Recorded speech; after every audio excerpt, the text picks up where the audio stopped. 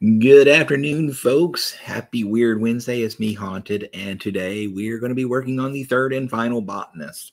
I'm still having a hard time figuring out my camera's over there and looking at it because my monitor's over here now, so pardon me if I look over that way a lot. But anyways, this is what we're going to be working on today. The third and final Audrey and her lunch Botanist. So yeah, that's what we're going to get started on. This is the one I was trying to find last time we were here. This is the Botanist one that I finished up. The Bayou, the Gremlin one that we'd done. I didn't have it on hand to show off last time. So, hey, Spill Paint Pot, how are you doing? Welcome in. Good to have you. So anyways, I wanted to show that off because I was like, I have it. I just don't have it with me, and I wanted to show it off. So thank you. Yeah, it was a different look for me. I usually do the kind of brighter green, you know, like the plant kind of green for Bayou skin, but I didn't want to do that after having painted the plant green. So I did the kind of more yellowy green that you see on some of them. So yeah, that was a stretch for me. Not one of my favorite color combos.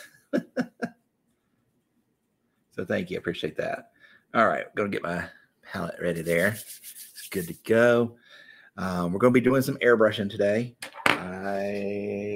Do I have a glove? Oh, no. Oh, no. Haunted has no glove. Oh, wait. We got a glove and we got glasses because those are handy. I am 100% a consummate professional. Yeah, I forget things and I have technical problems, and if I don't, it's not me. It's a body snatcher. Okay, so just remember that. All right. So we get our glove on, and the cat says hi, everybody. Sir Snots a lot, or Captain Sneezy Pants, whatever you want to call him. He's here. Yeah, there he goes. And again.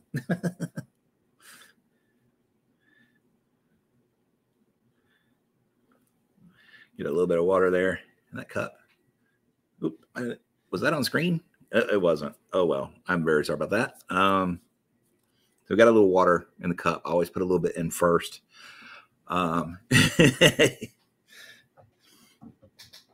Spill Paint Pot says hi. All right. So we're going to start with a little bit of Deep Forest skin. This is actually, no, I take that back. We're not doing that one. We are going to do Heavy Black Green. That's the one we wanted. Yeah, I know. It does seem like we were just together here. I streamed last night on my personal channel. Been a while. We've been doing it the last 2 nights. So yeah, Dragon was there that time. So this is the extra opaque stuff from Vallejo. It's a very dark, deep green, and it really does coat really well in one hit.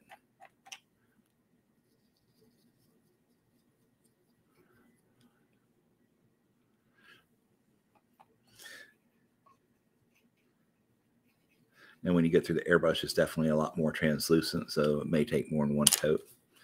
But yeah, let's get it going, folks. Let's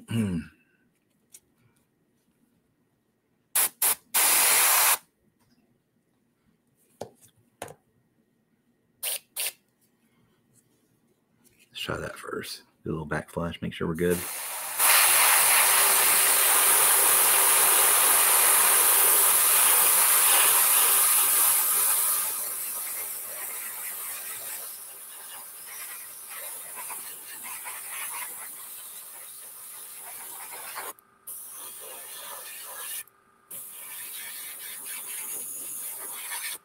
Weird Hobby, if you want to let me know if the mic is or the airbrush is too loud in the mic, I can move the mic away while I'm doing the airbrushing. So just let me know if it's coming through and blowing the speakers out, okay?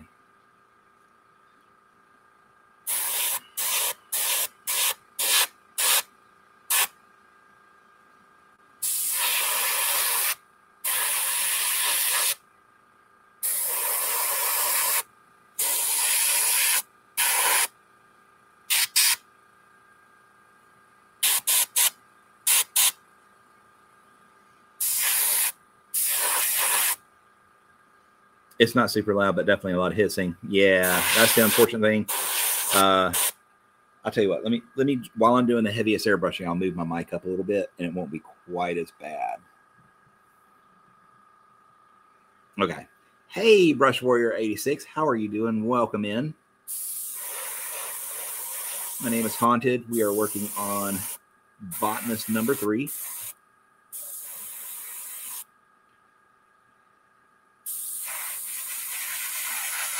Dropping in our base coat right now. This is heavy black green from Vallejo, the extra opaque green.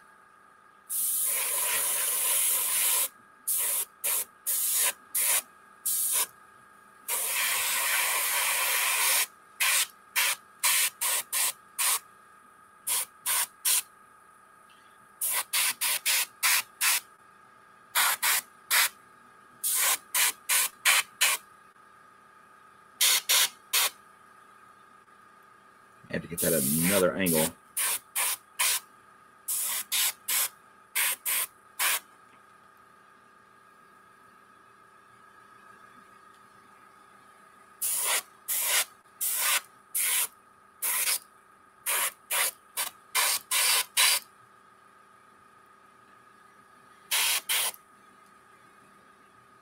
Ha.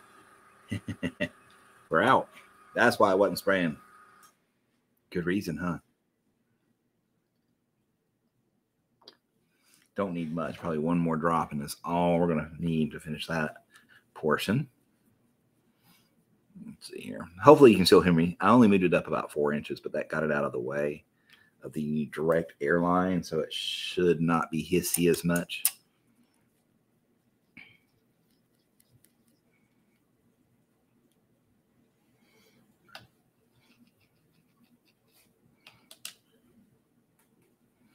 Okay.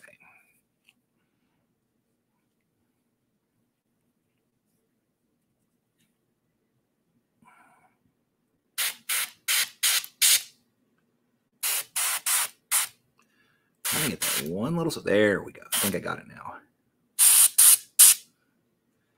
I was trying to get around it without spraying all over her, right? But all right, so we'll let that go. I'm going to put a little bit around the plant too.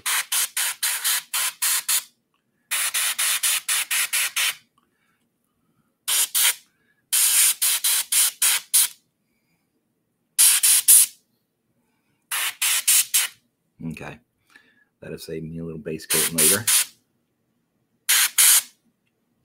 All right, let that dry a second.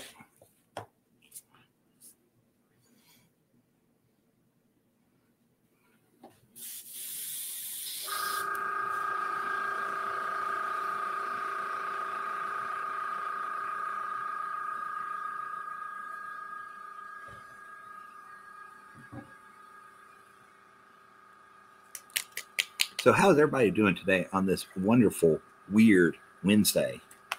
Is it a good Wednesday for you? It's not so bad here. You know, being my day off, other than streaming, it's a pretty freaking good day.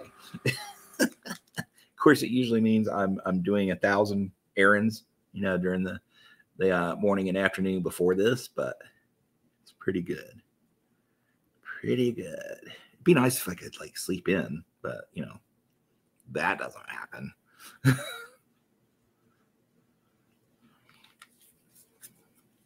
Okay, we're going to go with a little bit of Warpstone Green on this next run. Still got to give it just a wee bit more to dry. But yeah.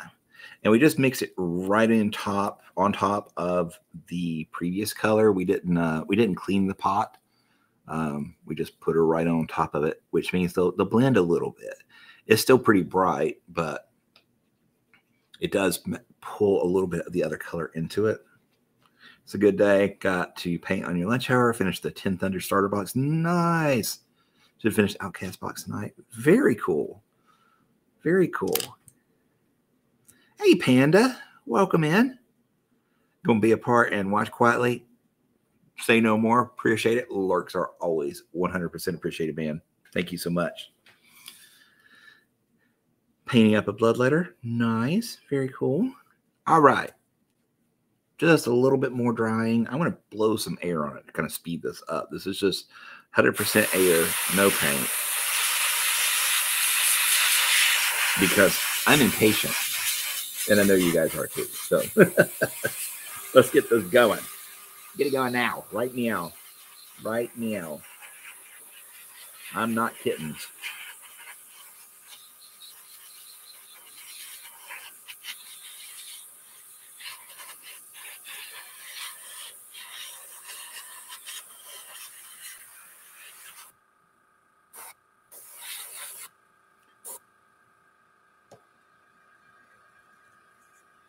All right. Now what we're going to do is we're going to slip in a little guard here, if we can, to get us some painting from above without affecting the stuff underneath, right? That's what we're going to try and do.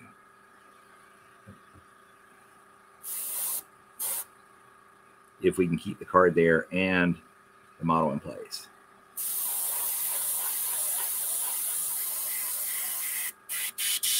Uh-oh. We have a clog. We have a clog. Perfect. Because that's never happened on stream before. Okay, I think I got it. It was just a tip dried up really bad.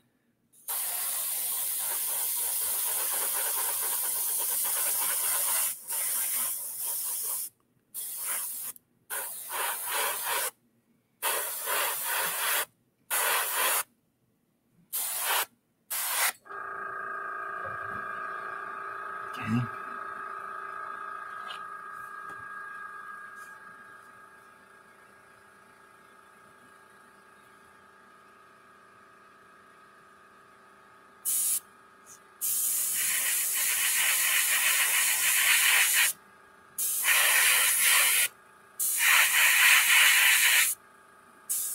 Yeah, don't run off. I'm going to slide that off to the side so I'm not blowing out the camera right now.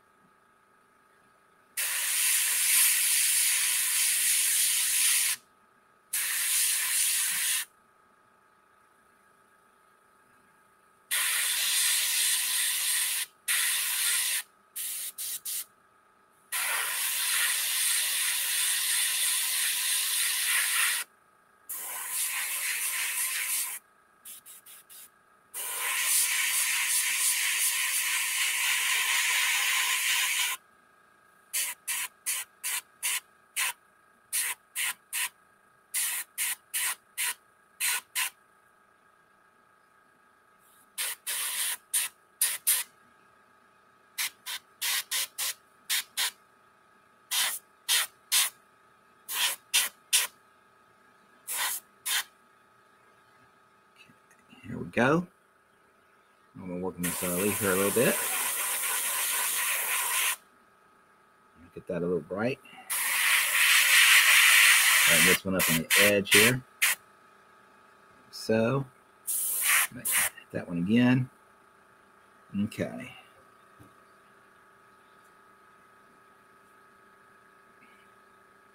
Let that dry a little bit. I'm going to come in and hit this neck on the back side, but I can't do it right this second. I got to wait till those dry a little bit.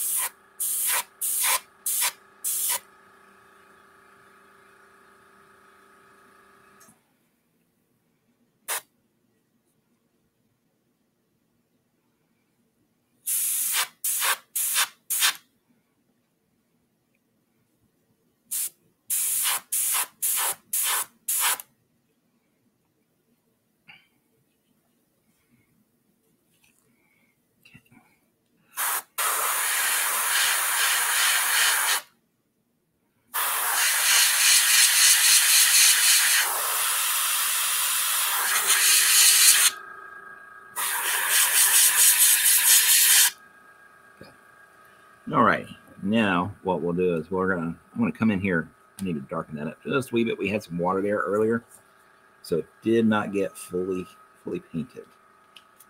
So let me get that real quick. The base coat and a big fat soft brush. A bit of water. Ooh.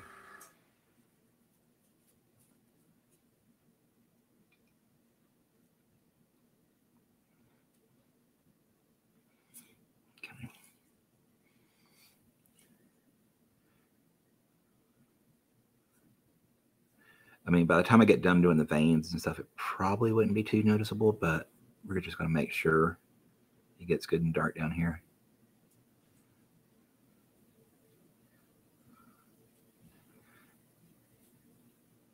Drop a little bit down in here too.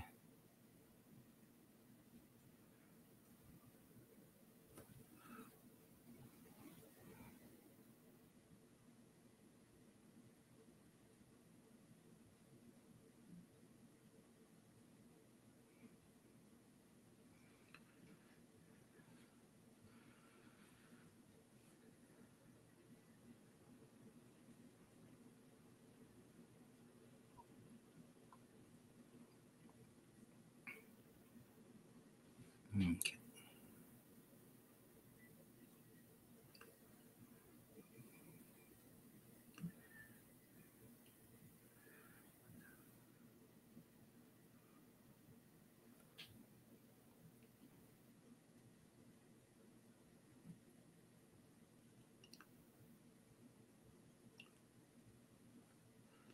Yeah, a little bit more right there. I don't know why that didn't get painted. It just, maybe there's a little oil there I did not clean off. Whoops, that is on me. But yeah, now that portion is good.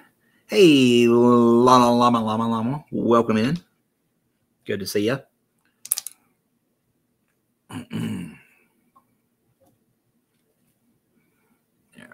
So we're going to hook my finger in here and hope that's enough of a stop.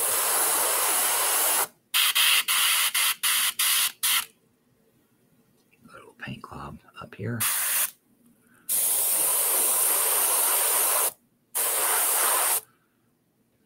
Okay, there we go.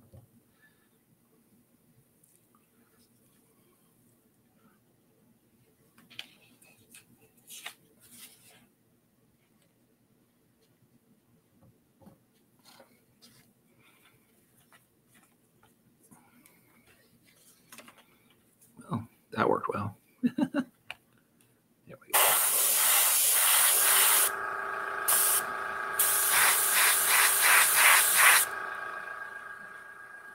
All right. Yeah, that's what I wanted. Okay, so now we'll go to a little bit lighter green. This one does not have the interesting veins on his head like the last one did, so we're going to do a little bit of the brighter newt green, kind of a spotlights on the heads and the tops of the neck kind of thing. Because otherwise they're just kind of boring. So we'll get some more water. See, we did not fully empty that pot out. We left a little bit of the other in there. We're going to get a little bit of water in it. Whoa, wait, that's a little too much. There we go. Now, bringing in some newt green. You notice we still have some of the other warpstone green in there.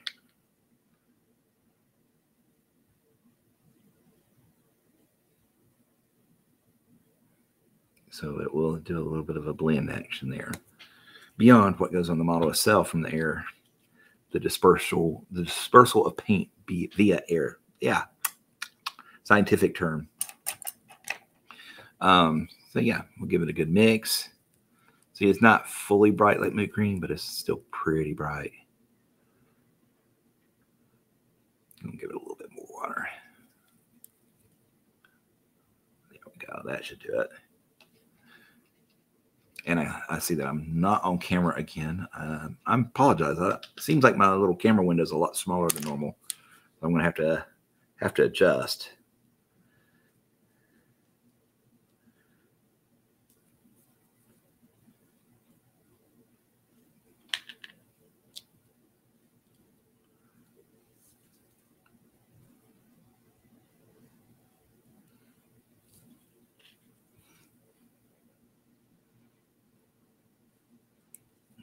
See if we can get a control out of this.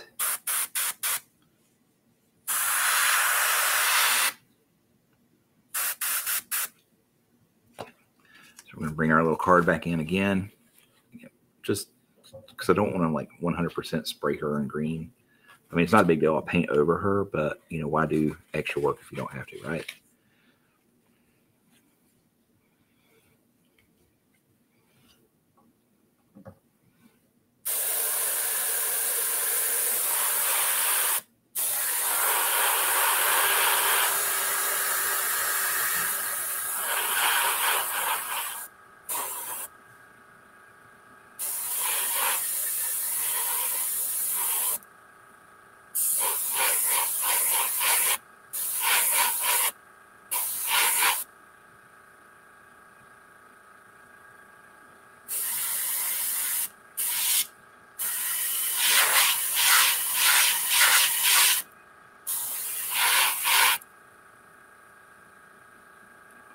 Getting some spackling.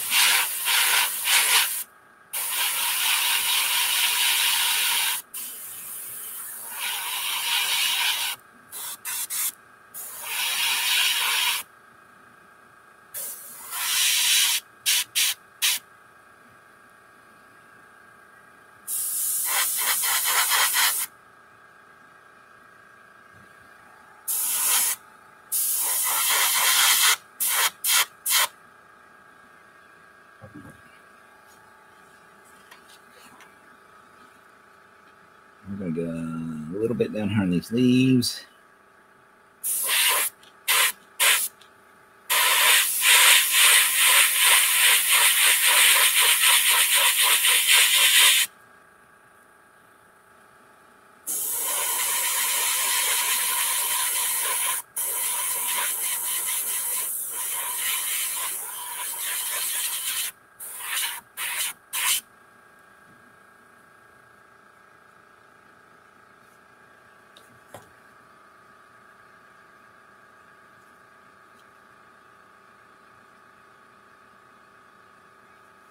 Okay.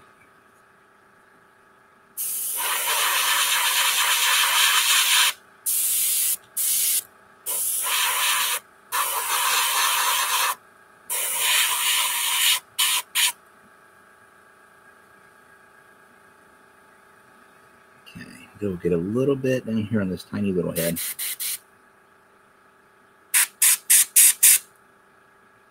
Just like that, just enough to accentuate it a little bit. There we go, because it's not really fully formed yet. It's not really a full-on Audrey plant yet. And I'm going to come in here and get just a little bit.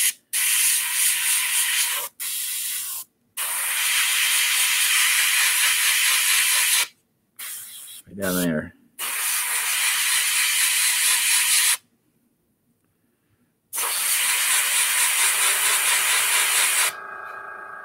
Okay. That's going to be it for the airbrushing, I think. Let's get that clean real quick, and then we'll just start doing some brush painting, right?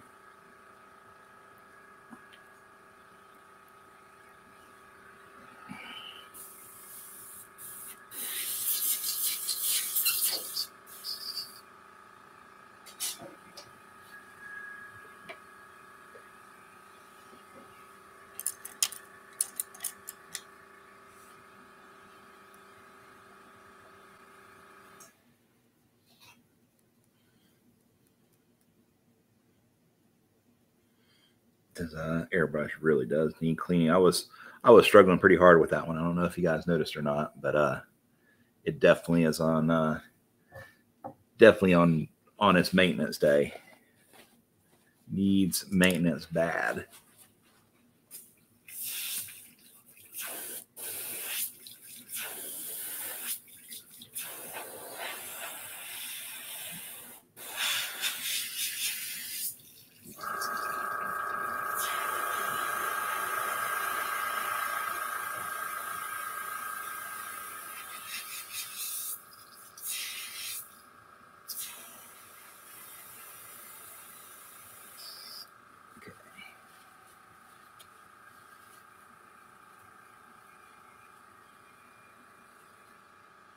that's all it's going to get for now. I'm just going to drop a little bit more alcohol in it,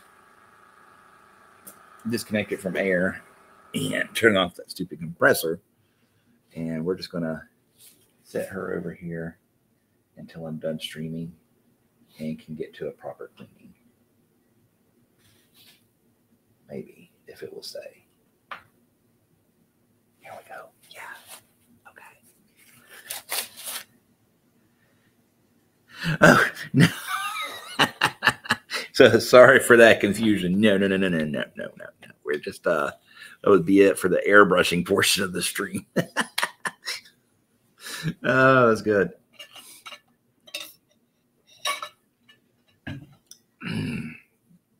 Okay. So we're going to do a little bit of, where's my BL10 green? There we go. This should be dark enough to get on there on the top leaves. If it didn't, we can always add a little black to it.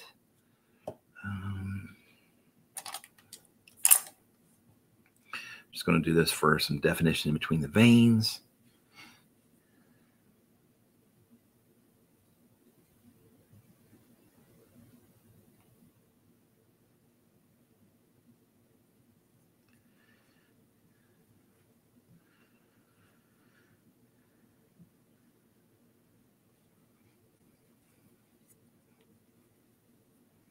Especially on these front ones.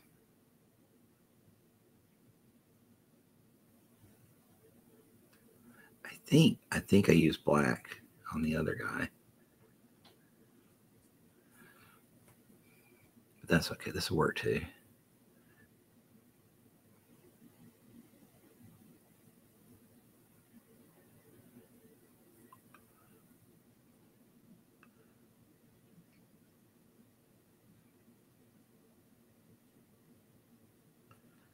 We're going to try not to take the entire stream doing the plant this time. So we actually work on the botanist, or the lunch, I mean.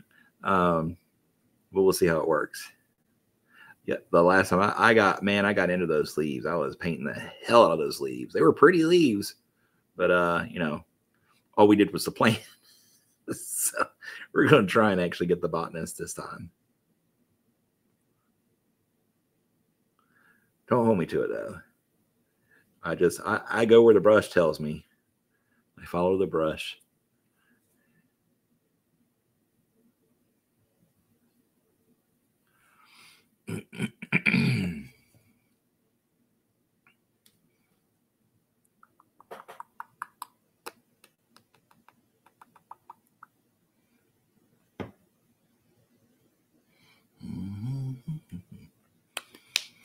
Okay.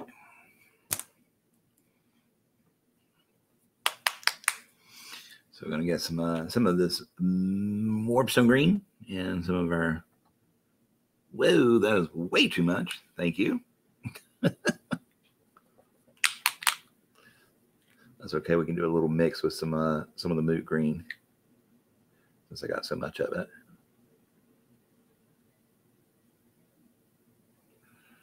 That will be just fine. Mm-hmm. Absolutely just what I needed. Perfect. Okay. We actually we replaced a sheet in my wet palette, which has not been done in this year. Like I replaced it 1st of January, and we are just now replacing it again. These as much as I've never been a big fan of like the height that the everlasting wet palettes have had. The wet palette itself is no different than my little homemade one, but the paper is really nice and it's pre-cut. I've got 10 packs of paper, and as long as they last, that's probably enough for the rest of my life. I'll never have to cut another piece of parchment again. So in that respect, I really like them. The wet palette itself, just go get the papers and make your own palette.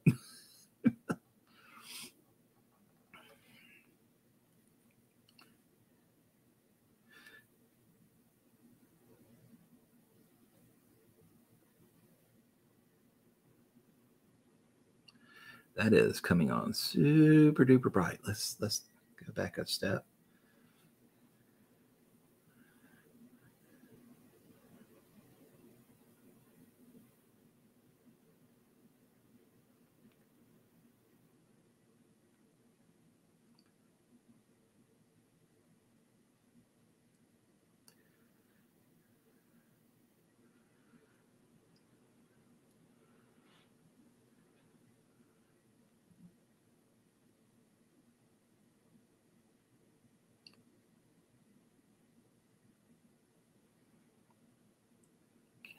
Now I'm going to get a little bit of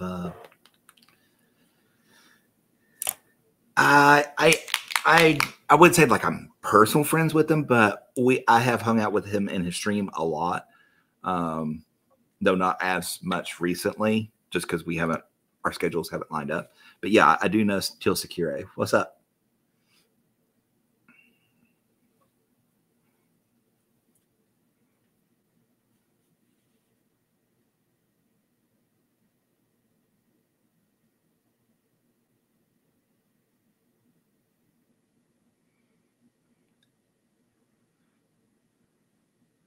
One of the things I've always liked about his is he said there are no advanced techniques. There's only techniques. Yeah, he's a cool person. Like I said, that right there is one of my favorite things. I don't know if he picked it up from another painter or if he just came up with that on his own, but it's so cool. It's true, you know. Blending should not, wet blending, non-metallic metal, blah blah blah, should not be quote advanced techniques. They're just techniques. Does it help to know some of the basics first? Sure, but that's no reason to gatekeep yourself, you know.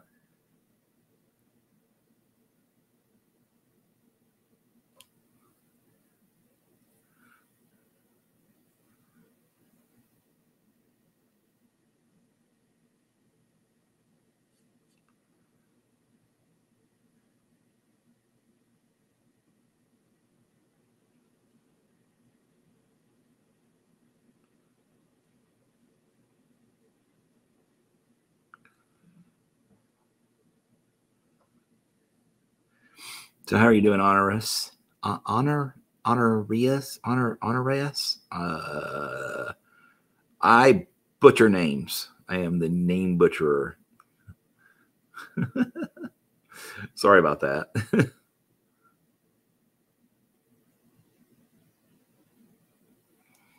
I think I'm going to make a D&D character with the title The Butcherer of Names. Just have him go around constantly mispronouncing everybody in town's name.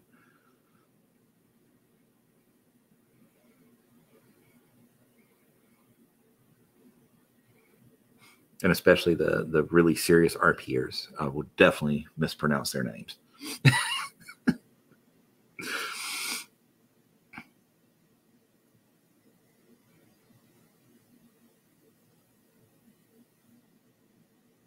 Because that's just what my character would do. Malifaux has been sad for me. Playgroup has been silent for 2-3 months, and I am keen to paint up the alt Paul Crockett that I got me for Easter. Is said more like a Latin name, Honorius, but with the A. Oh, okay. The Butcher of Names sounds like a very fun warlock strategy. It could be. Yeah, for sure. I definitely may do that.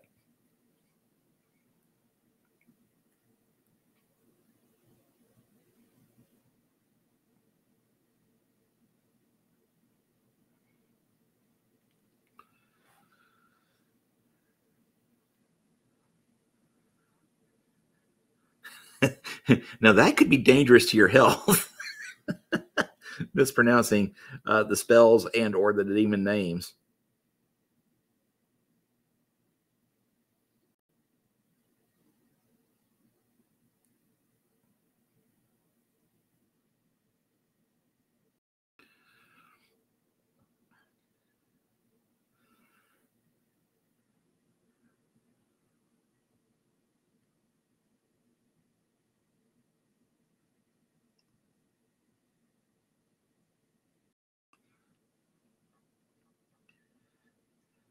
You know those rituals that need to be carefully followed for your own safety? I'm going to mangle them every time. Oh boy.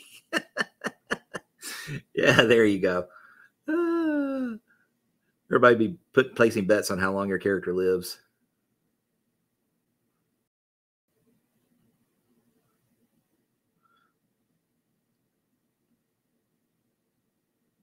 I got 10-1 on that character dying before the day's out.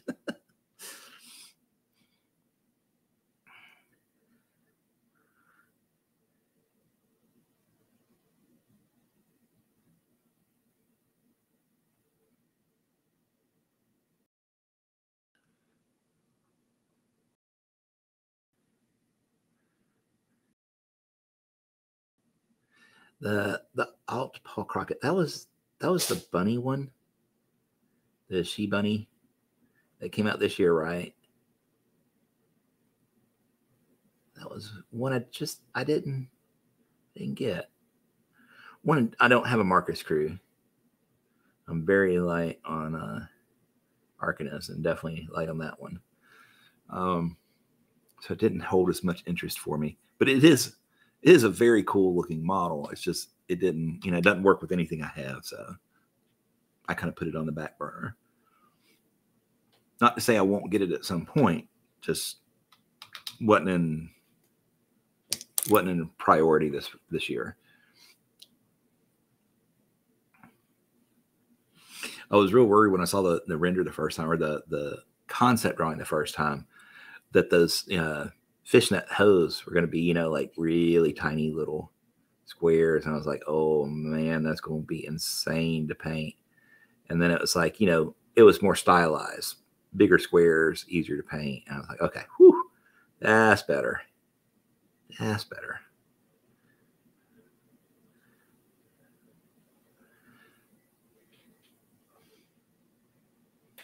Horrible Harriet, yeah. I seem to recall you had you liked that one a lot. Did you get around to painting it? Her?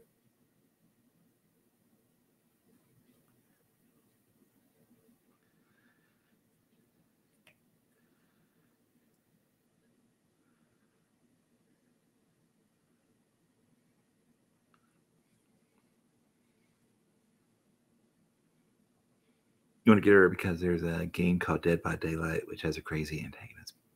But look very simple. Oh, okay.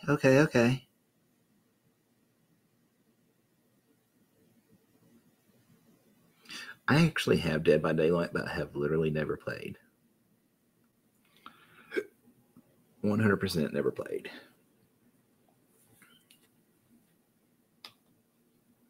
Not yet working on a secret side project. Ooh. Oh, I wish I'd had time to do the contest this month. I would have liked to have done this one, but I just couldn't make time. I'm so behind after everything I had to do while my mom had her knee broken. I'm like 6 months behind on painting, 9 months behind on photographs. It's just like no side projects for me. The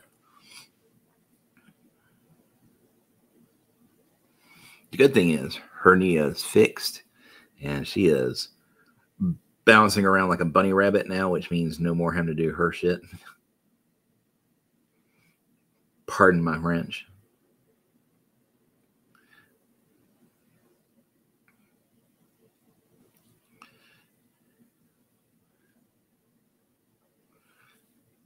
She wears a child's raven rabbit mask on her head, and her special trick is throwing hatchets at the victim.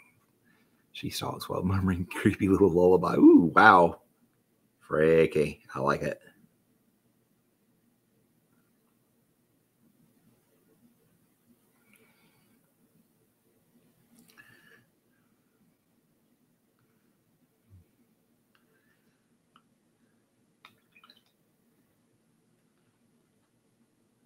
Very fun.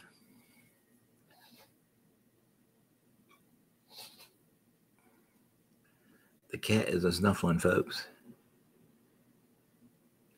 Old Captain Sneezy Pants is at it again.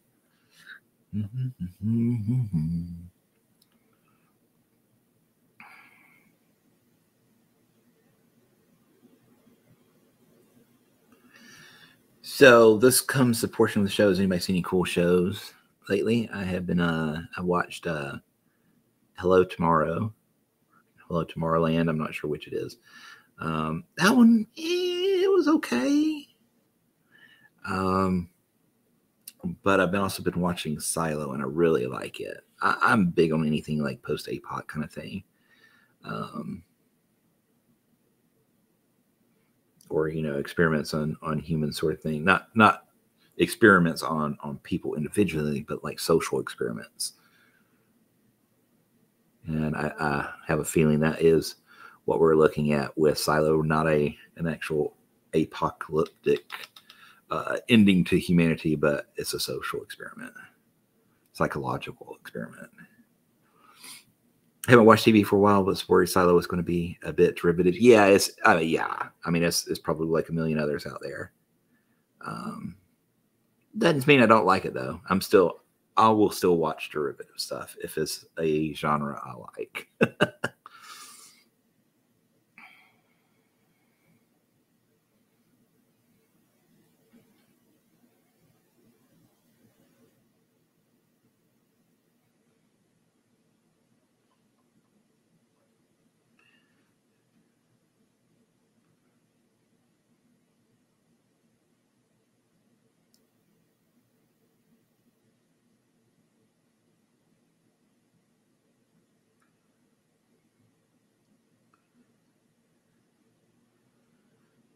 I'm also very anxious for July because Foundation season 2 will be starting. That one is really epic. I like it. Those are only on an Apple though, so if you don't have Apple, definitely consider it. It's actually one of the cheapest streaming services out there, and they really put out a good bit of content. It's only like $4.99, I think, so it's pretty inexpensive, and they tend to actually renew their shows. Actually, I can't think of any that they haven't renewed yet. Like For All Mankind is like on season 5 or coming up on season 5, which is kind of unheard of in streaming services other than like reality shows. Those, they'll be on season 38, 42, whatever. Before an actual show with a plot and characters and stuff, season 5 is pretty amazing.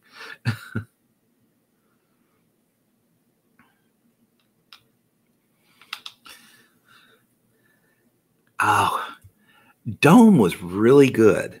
Let me say that it was started out really good, and it just fizzled at the end.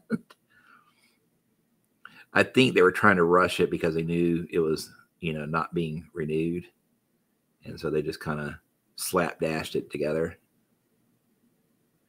At least that's the excuse I'm giving them. I'm giving them a little bit of benefit of the doubt. Oh, John Goodman as a villain? What? What?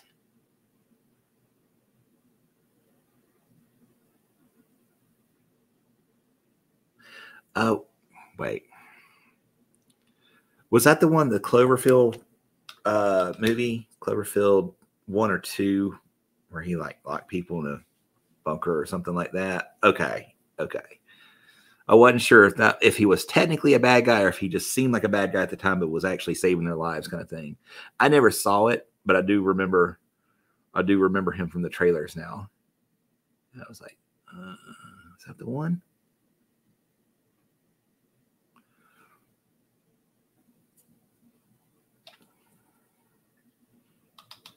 "22 Cloverfield Lane." That's it. Okay. And the best part of it is John Goodman. Makes sense. He's a good actor.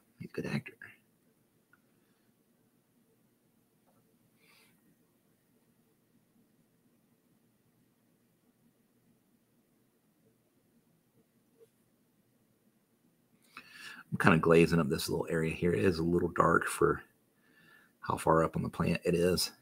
So we're kind of bringing a little bit brighter green up there. We'll see how it looks when it dries. We may need to add more.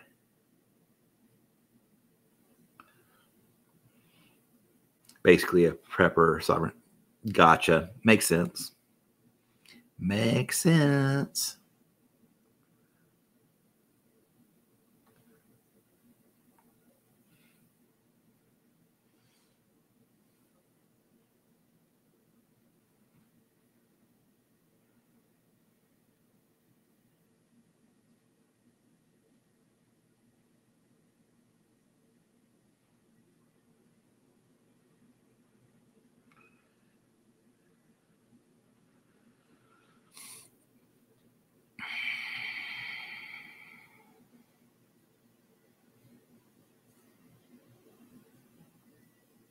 Yeah, we're going to definitely get a little bit more in here. You think you found that out pretty early? Yeah. I think that is beyond the statute of limitations on spoilers. I mean, that movie is like 10 years old at this point. So I don't think you have to worry about spoilers on it.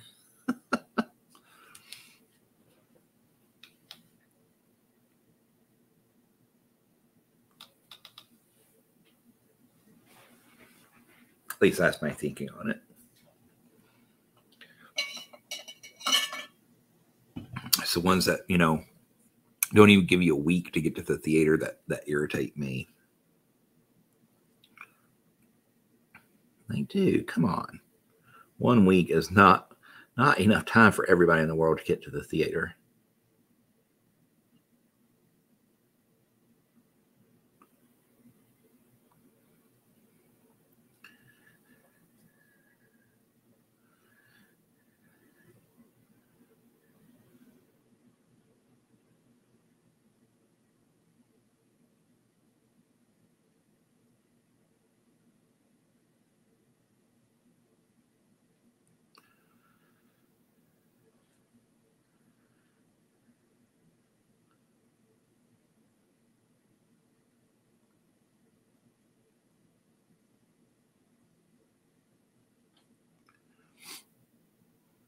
Okay, here we go.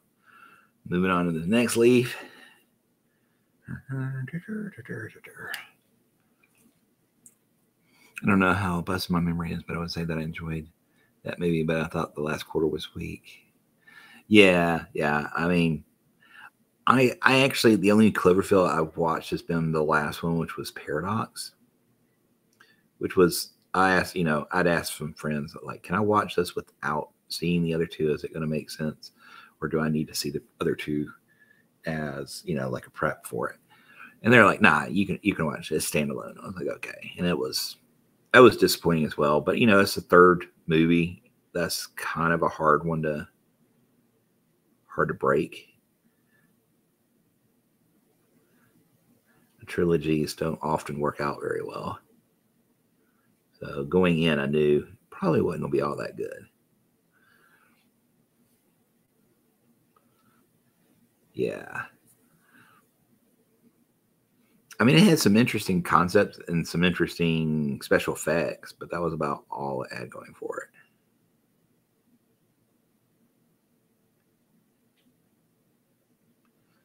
Like the acting was horrible. You cared literally nothing about the actors in it or the characters the actors were playing.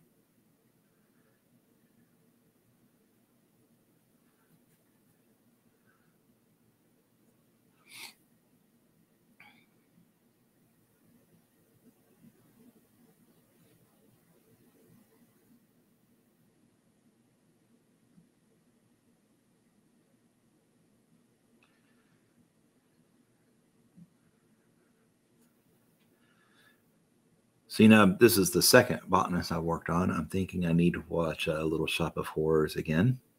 It's been a while, a very long while.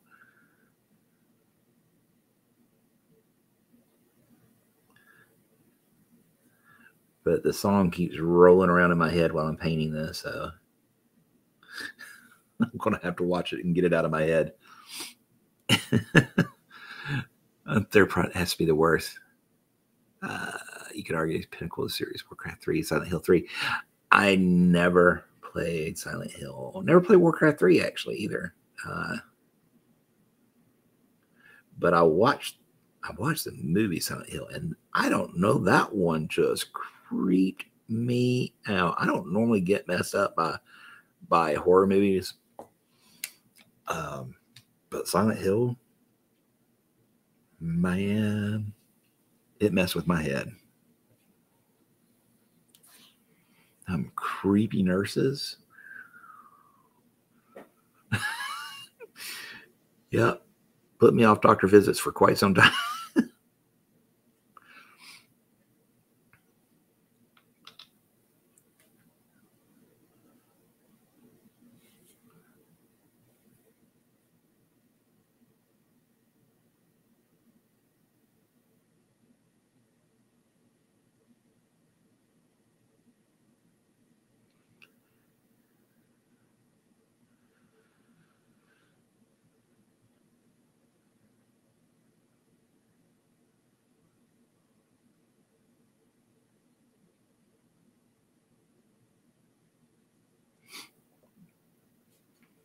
Haven't seen either movie or play the games. I just know what I've been heard. Yeah, like I said, the movie creepy. Just saying that. I've watched a lot of horror and suspense movies and stuff like that, and that one just seemed to hit the right buttons for creep factor.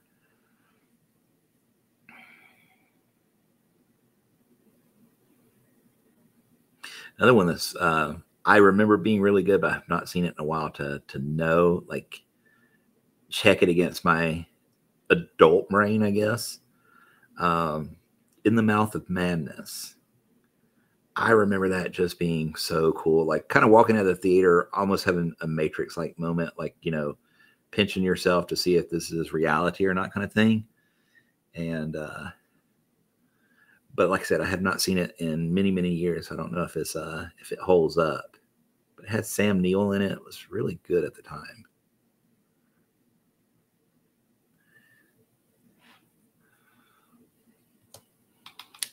Your biggest scaredy cat, I hear. If it's a movie, yes, it is a John Carpenter movie. Correct. John Carpenter. Good stuff. All right. Let's see here. We might work on this leaf a little bit more, pull it up a little lightness here.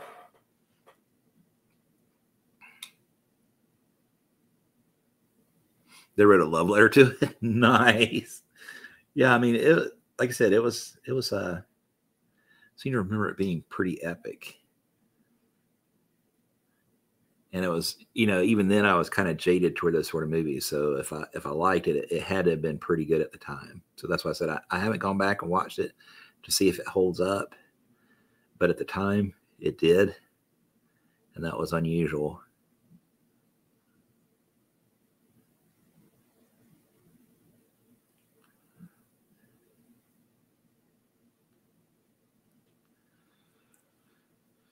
Okay, so now we'll work on the back of the leaves.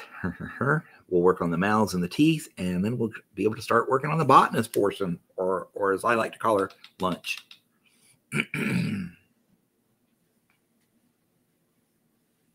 Lovecraftian kind? Yeah.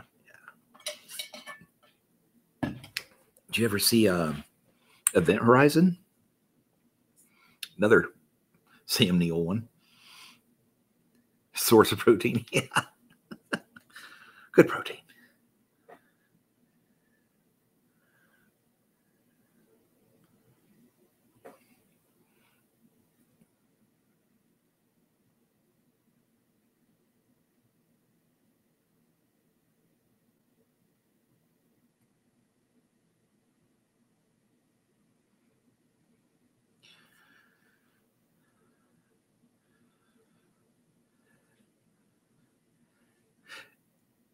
Well, yeah. I mean, he only became the villain after he, you know, crossed over. But yeah.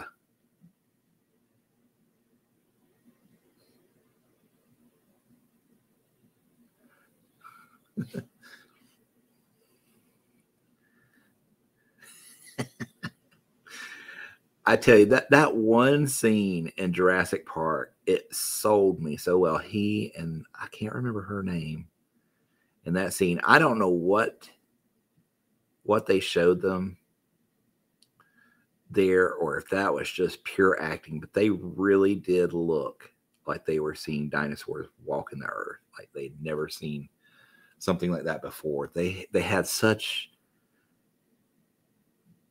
a genuine look of awe on their face. I've never seen anybody act like that. That's why it makes me wonder what they were shown.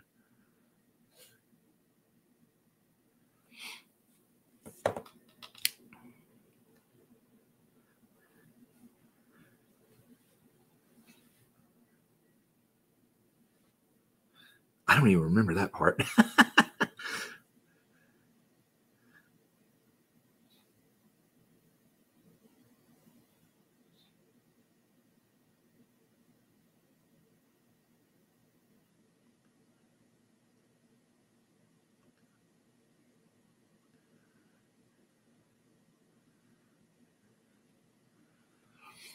I'm going to come in here with a little bit of black, and I'm going to have to dry my. Where in the hell have I put my towels? Oh, here.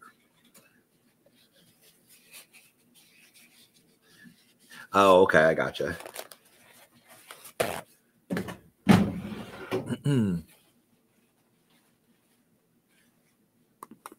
Okay, so I'm going to get a little black here, and we are going to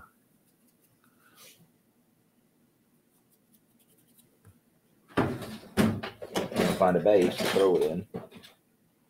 Yeah, that will work. After we blow it out. This wash is really good, but it's like I don't know if it's hydrophobic or what, but it does not like water. It frosts where water is. And since you're putting it in the recesses, that's a bad place to have white frosting.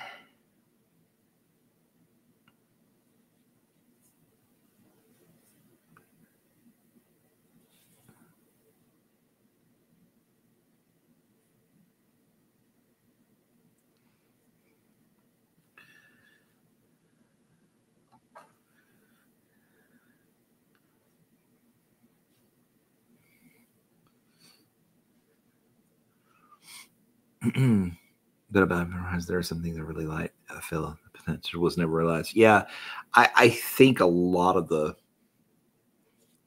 meat was cut on the editing floor because it was deemed a little too wild. I would have loved to have seen the a director's cut of it.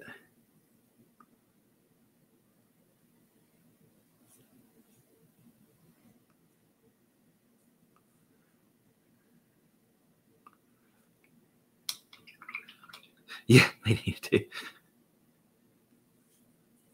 Yeah, it was pretty cool. And I like that a lot of people, I don't know if you're into Warhammer or not, but a lot of people had the idea that they'd gone into the warp. They thought it was a crossover into the Warhammer universe, which could have worked, I guess.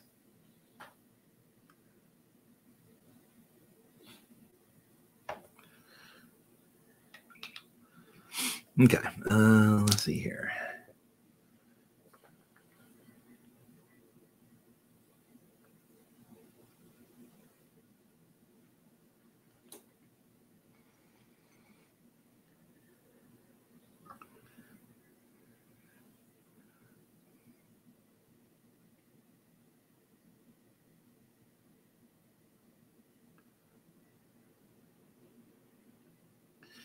Just kind of working these veins up here.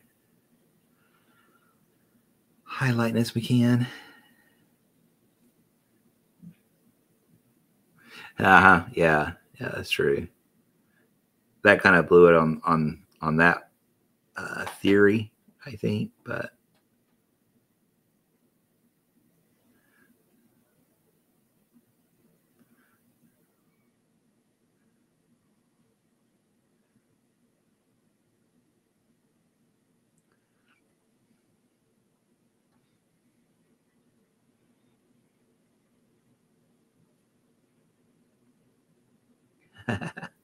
I agree.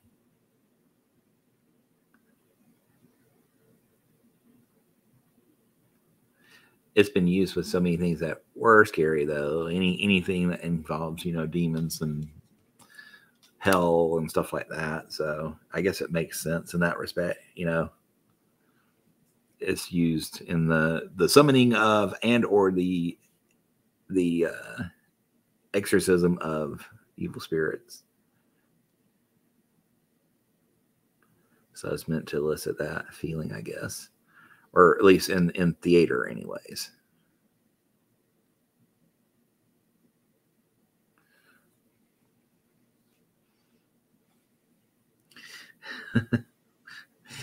Satanic Panic. Oh God, I lived through that, man.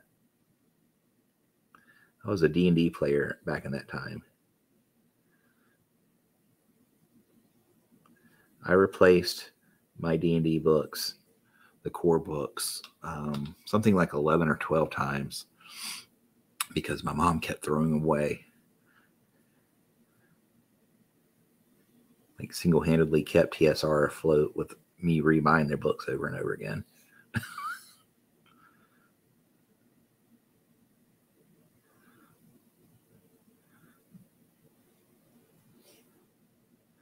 Yeah. My mom was very, very religious and, absolutely hung on every word the preacher said. And he was quick to jump on the Satanic Panic train and blame my behaviors on the game rather than looking at the repression that I was living under.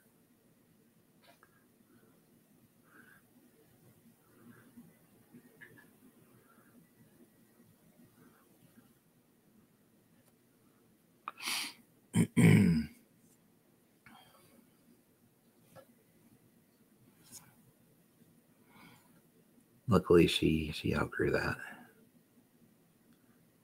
Took her long enough, but she did eventually come to her senses.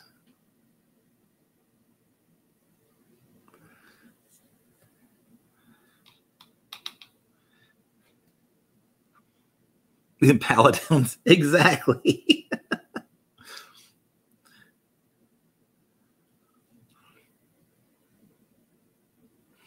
What's funny is when I was over there this weekend for Mother's Day, I brought my Apple TV with me, and we sat down and watched Honor Among Thieves, and she loved it. She loved the D&D movie. And I was like, man, things have really, really changed. She absolutely loves Chris Pine, so that probably had a little something to do with it, maybe. Old Captain Kirk there playing a role. But yeah, she finally let loose of those old views. She's like, is there going to be a sequel? And I was like, I'm 100% sure there'll be a sequel. It did so well in the theaters. Yeah. I mean, it only took her like 40 years.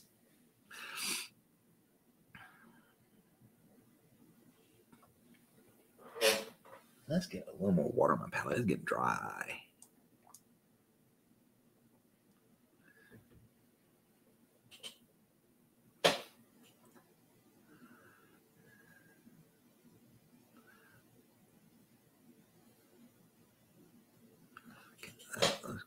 Clean up that little vein got a little bright here. We're going to fix that. Tone it back down just a wee bit.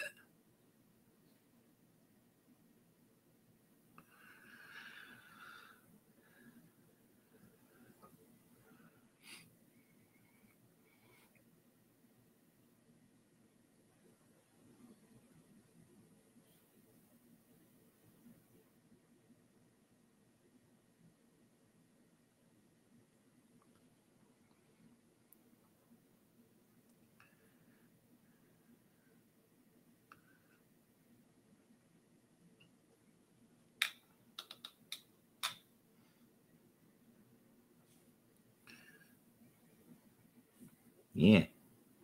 Too much water.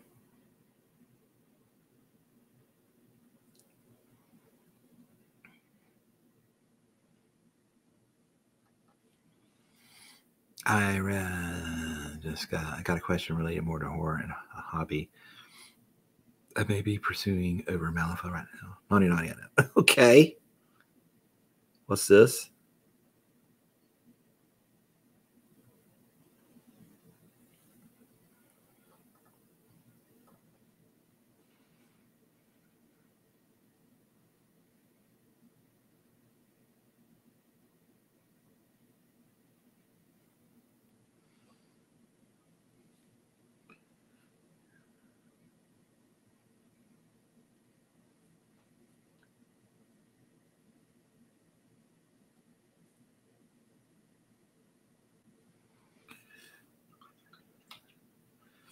Okay, let's get this going here.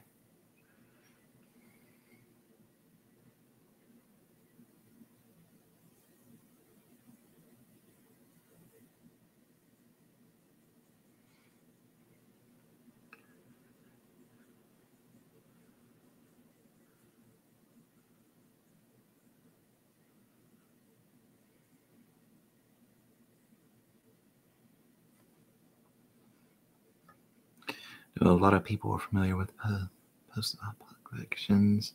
I've been really looking for good stories related to the lead up to apocalyptic event or one in progress.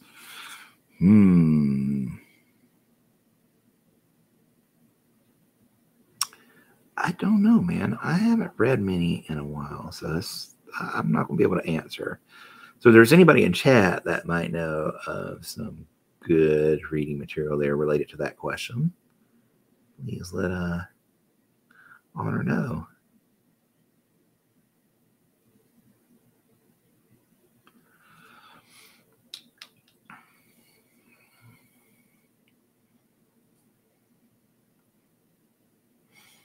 Yeah, that kind of makes sense. I got you there.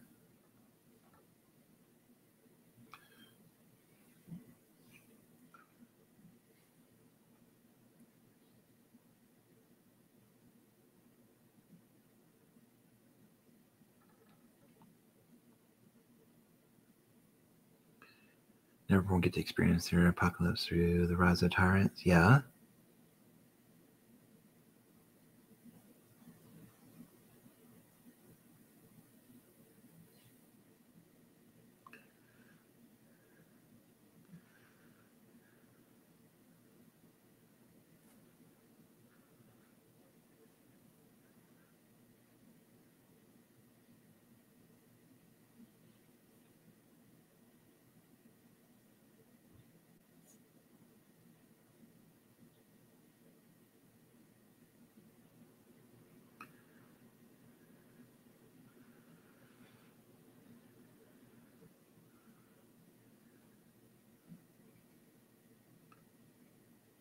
Okay.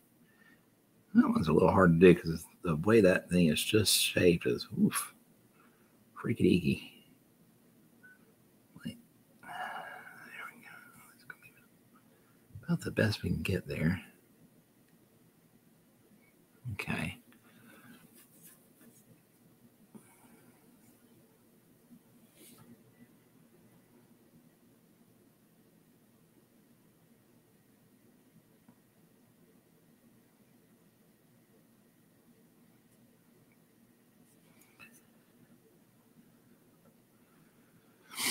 Unchecked magic leading to bad actors hoarding power at the expense. Yeah, that makes sense for sure. Yeah.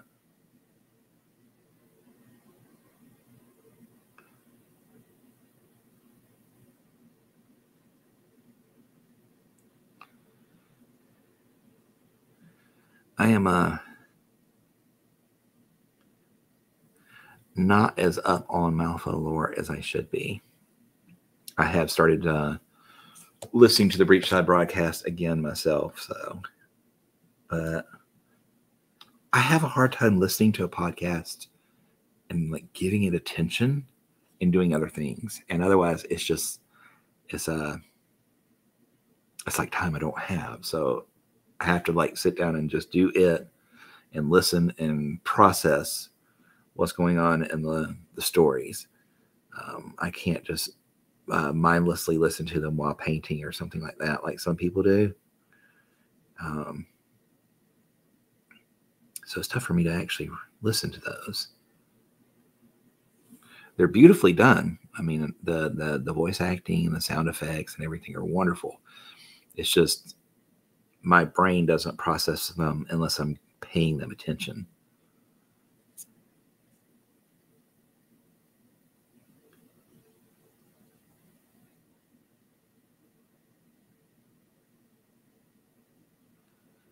Okay, here we go. 2 more backsides there. You haven't listened to it for ages. Yeah, they I was telling one of my viewers the other night, because they've become interested in Malifaux. I said, what you need to do is listen to the Malifaux Chronicles, because they have a very extensive lore for the game Malifaux. And I said, yeah, they've got over 100 episodes. I went and looked the other night. It's over 200 episodes. I was like, wow, I'm very, very, very behind. Like the last one I listened to before the other night was episode 12, where they introduced the Bayou, which I absolutely guffawed over when that one swung the shotgun by the barrel at Francisco, I think it was, and blew his own head off. I was just like, that's such a gremlin thing. Started listening to it in the car. I'm up to about 140-ish, and it's really engaging. Or listen while washing dishes. Now that's a play. I could do that. Listen while cooking or doing the dishes. That could work. I might do that. I never seem to have my headphones around with me. Yeah, we could do that.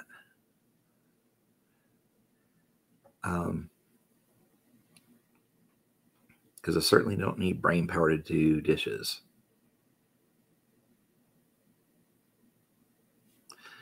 Problem is, I don't spend enough time in the car. Like my commute is very short, so I don't spend any time sitting in traffic or anything like that. So audiobooks in the car are not a thing.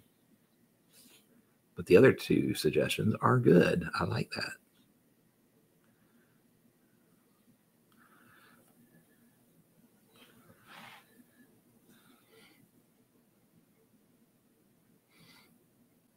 Very much in the background of Malifaux and are only rarely addressed, which are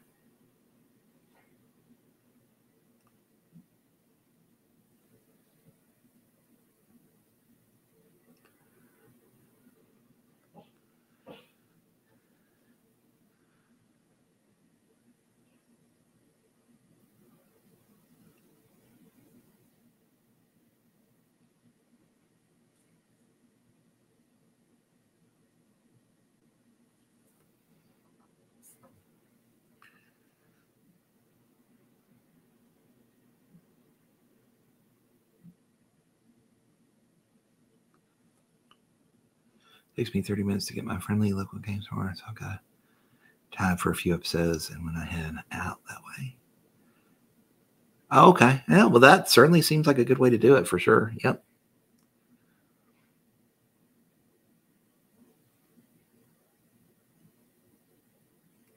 And if you're heading to your game store, it'd be a good way to kind of like get yourself in the headspace for the game too. I like that. And since Malifaux is never ever going to catch on up here, I'll be going back down to Meeples more. So I'll be back at a 45-minute drive for that one. So yeah, I can definitely listen to some then. Because I tried to get it going here and it did not work.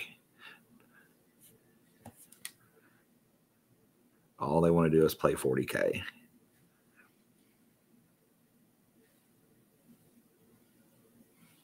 Interesting snippets, like stuff that I've always wondered, but the reason is never explicitly stated. Need to sort of draw inference between different stories. Ah, okay, I gotcha.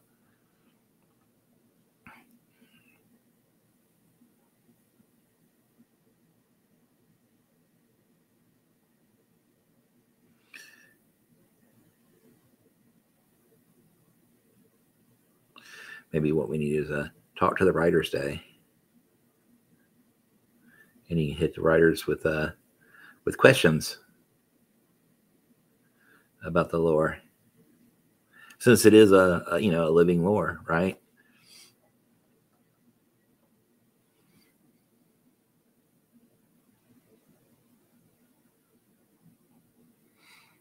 Cool. Well, we may have to meet up there one day, Dragon.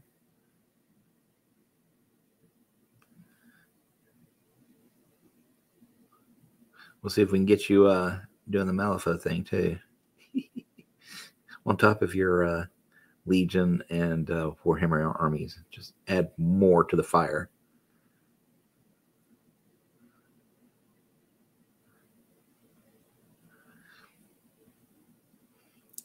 Do the Malifaux thing. Yes, yes, yes.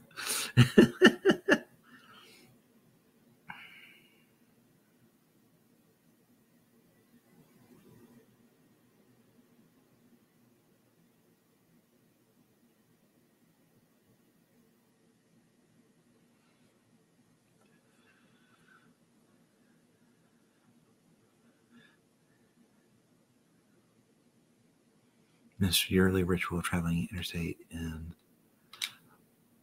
straight to big tournaments. I'd build a big playlist of blues and rock, and I'd really get into that vibe. Yeah, COVID really messed things up bad.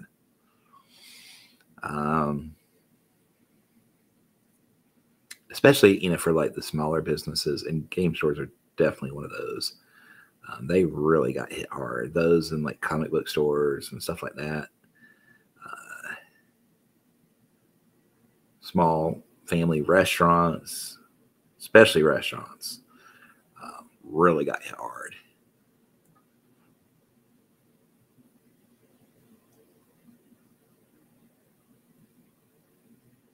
Like I was honestly surprised anybody survived except for Amazon.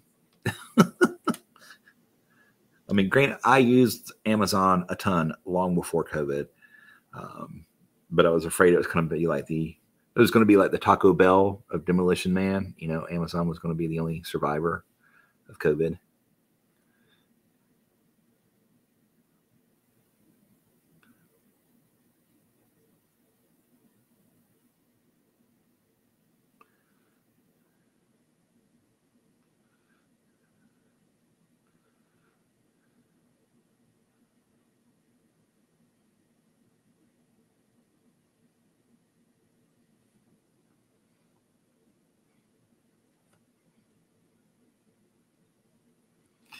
Relocation to Georgia got postponed. They made everyone permanently remote, and talking about closing the office down because we're doing well remote.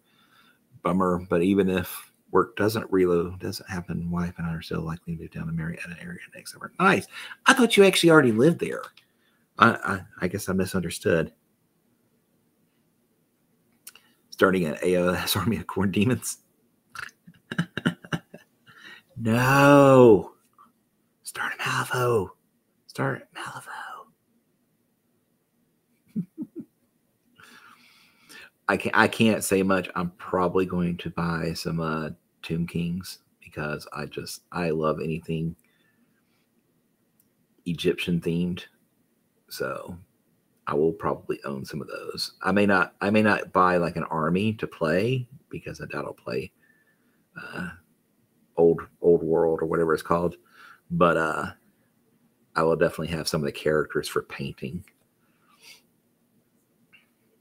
Oh, you're supposed to move this month. I see. Okay. Well, that's a bummer. I do hope you managed to move anyways, especially since you can do work remote then. Then it shouldn't matter where you live, right? I find it funny. Back in the day, I was one of those vocal people asking for remote work, to remote in. And oh no, we can't do that. We don't have the infrastructure for that. We're not set up for remote working. Yeah, as soon as COVID hit, oh, everybody must work from home now. And I was like, wait.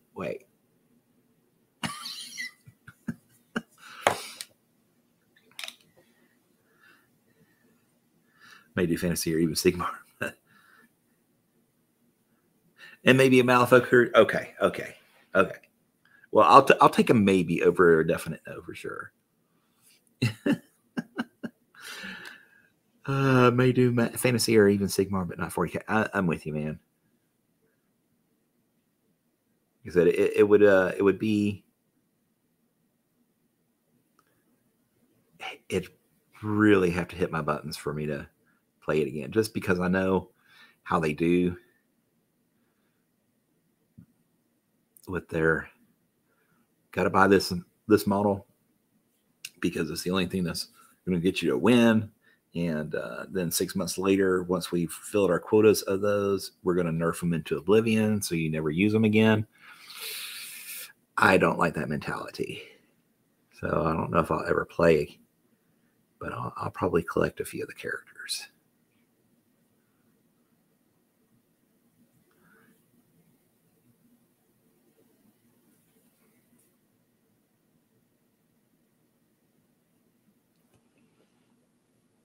The question is what? Oh, yeah, that's a good question. That's a good question. Well, you have to kind of figure out your play style because there's a crew for every play style pretty much. I mean, if you're playing corn, you like to get up in people's face and eat them or, pound them. So a good melee crew would be something you'd probably like. Could suggest the Victorias would be a good one. Although another possibility would be something like Marcus Chimera with the Beast and, changing and morphing and upgrading and stuff and running in and beating face again. So, I mean, there's other things you can do with it. Nikema, that's another good beater. Yeah, yeah. Nikema, pretty much, if you don't have your opponents delete it by turn 3, you've basically lost the game.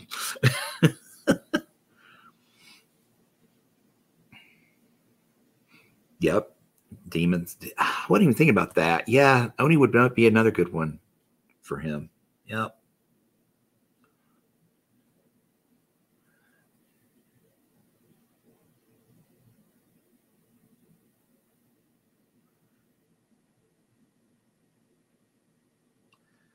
So you get all these suggestions, good suggestions.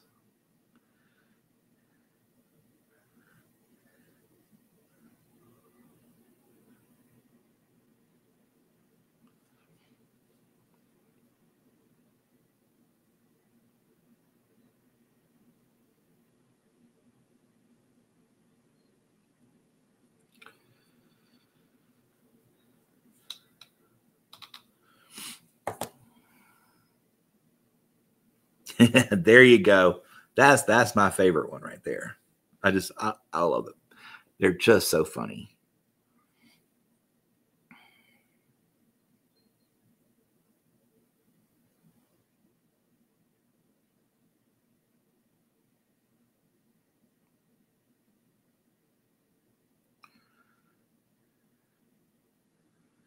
I'm actually finishing up my Ma crew. I'm getting the basing done on it now. That has been one of the personal projects I've been working on. I haven't been done many for myself because I've been trying to get my other obligations taken care of, but I have been working on that one, and it's been a lot of fun.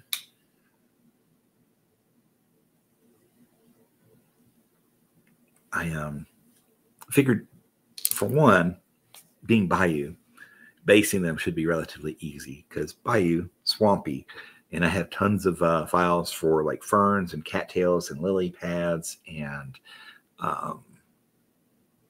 snakes and frogs and lizards on logs and stuff like that. So it's like perfect. And I was like, great, I can print these things out, and like here's some of the cattails. This one's a little bit big, but perfect, for swampy bits. So that's what I did with them. They're all swampy, and like the little bushwhacker that's sitting cross-legged with his rifle out, I made him a little deer stand using this ship mast here. Made him a little deer stand with wooden planks on it and rope and everything holding it together. And that's his base. So that one's been fun. Okay, so we got our greens are basically done here. Oh, crap, I forgot that leaf. Our greens are not done. Let's go back to it.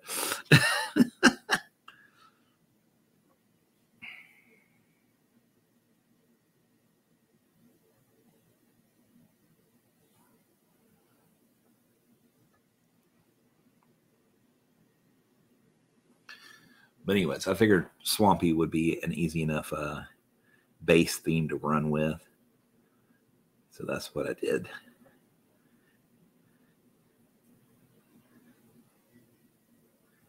And you could probably apply that to any of the bayou, but like some of them, I feel like they might need something different. Like there'll be some Swampy ones in Zip's crew, but he'll also have some airship ones. Like I've got a like the prow or bow ship, the front of the ship built, and I've got a mast for Zip 2 to swing from.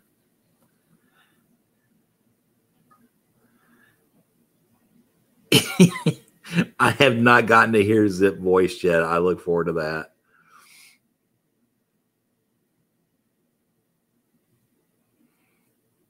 The ones I heard for Summer were a little weird. I'm hoping they improve. Not Summer himself, but for his minions. They sounded a little strange. Hello, Crow. How are you doing? Welcome in. Good to see you, my friend.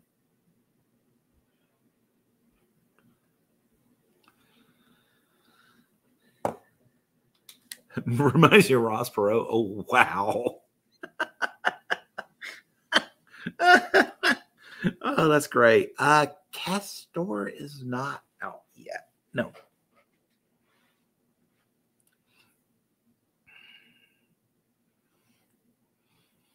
I imagine he's going to be semi soon, but keep an eye on the upcoming page on Weird's website. All the news will let you know.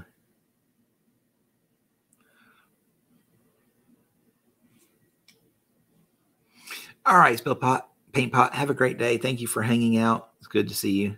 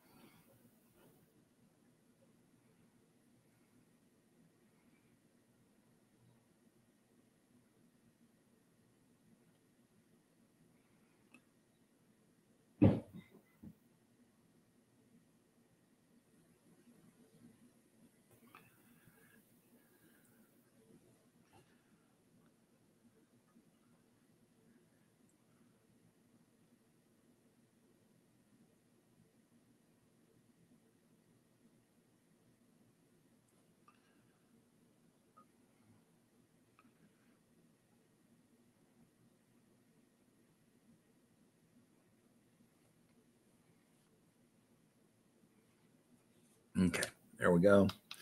And we move up to the next lighter color, which we are almost out of.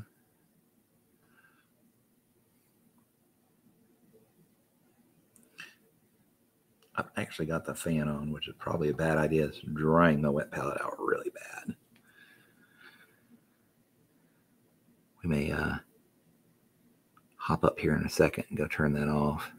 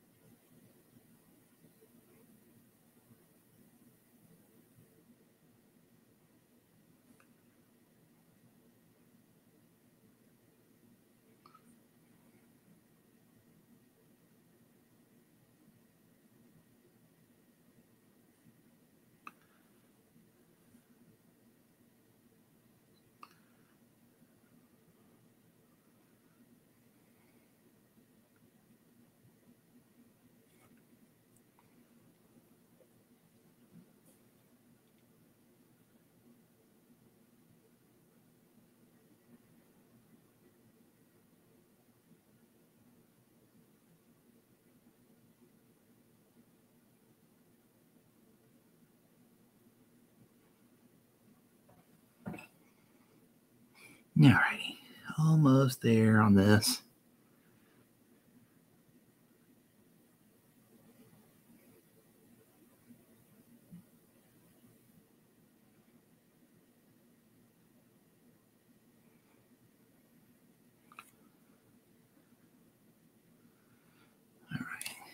Do that.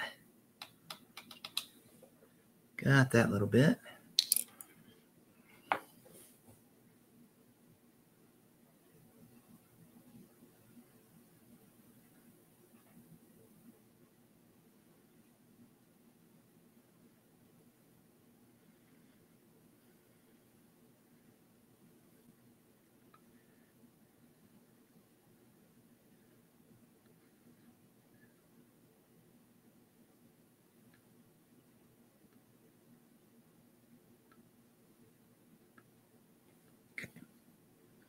Sorry about that. I had to take care of something real quick.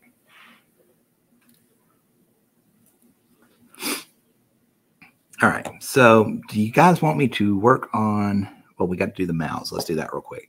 And then we'll talk about the other part, which is work on the plant or work on lunch. Because we have done a lot of green. I was going to give you the option of doing something else. So, but let me finish up the mouth and then we'll move on. Probably get Nakima first, and whenever Castor comes out, I'll look at him. Yeah, that sounds like a good. I wasn't even thinking about Demonkin. Nakima, she's very demony like. Yeah. Yep. I'm glad somebody else was covering for me.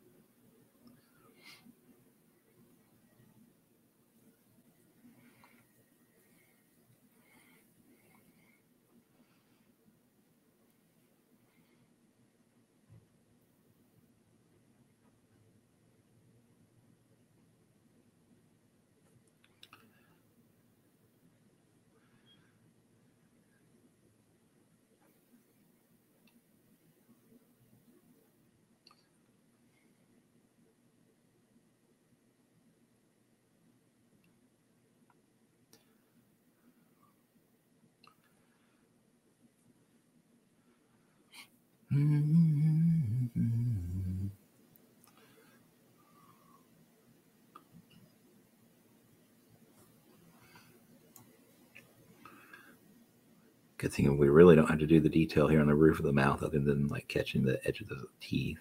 But I do want to make sure the color's in there in case we get somebody that wants to turn the model upside down, because there's always going to be that one person.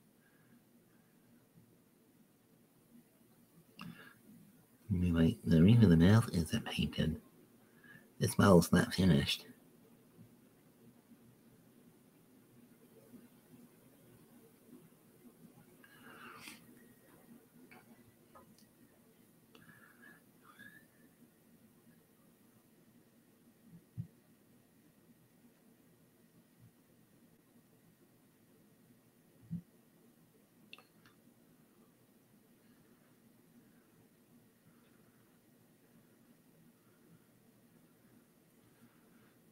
Okay. Go. I'm going to catch just a little bit here on the edge.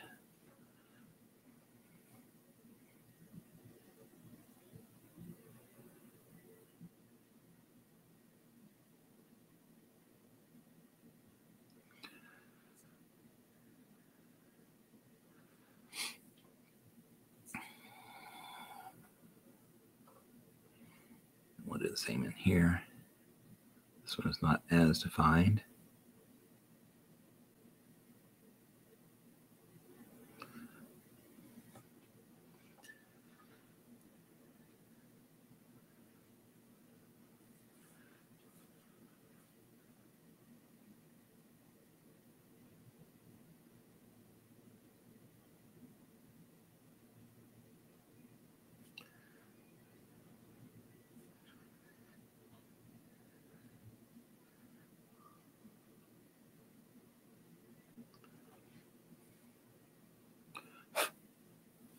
Okay.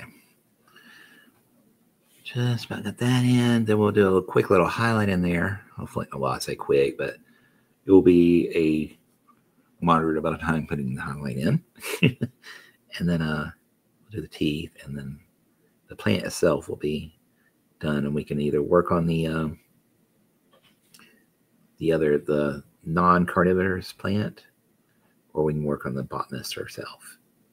So I'll leave that one up to you guys.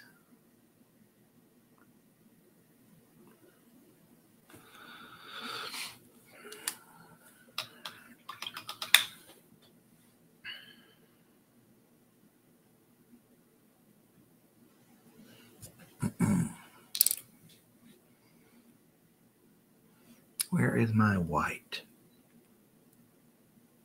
There it is.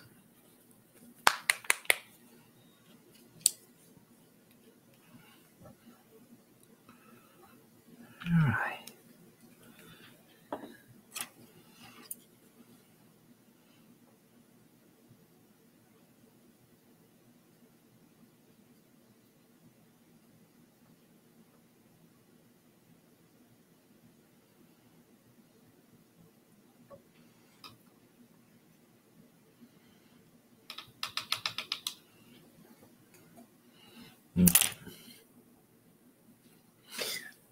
I know y'all probably don't notice it because, you know, it's below camera level.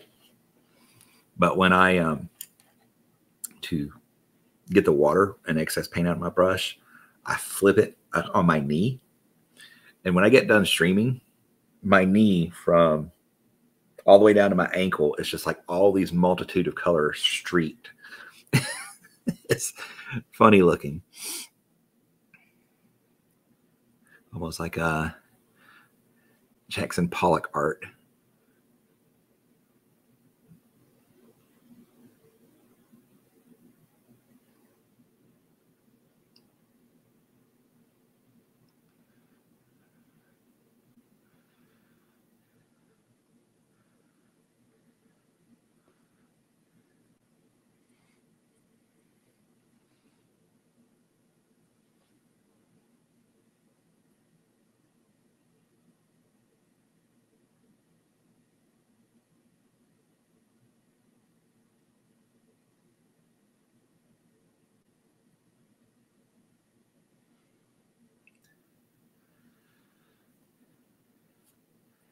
Okay, almost done there. I'm not going to do this on the roof because, like I said, it's not really seen.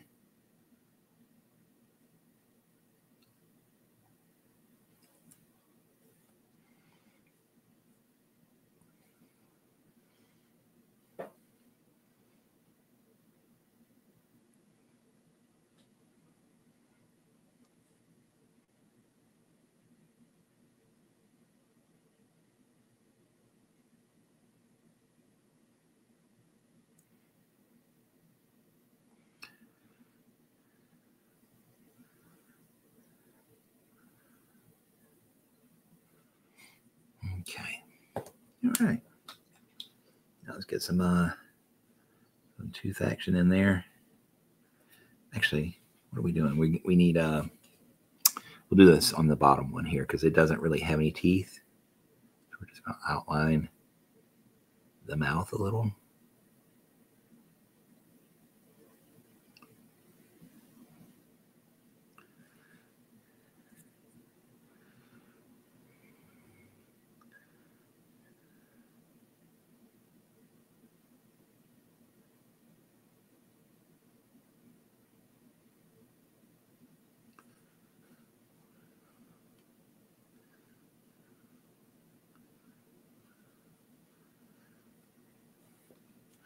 Got a little crazy with that, so we'll do some correction here.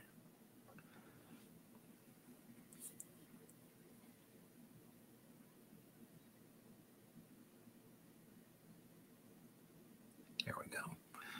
Tidy that up a little.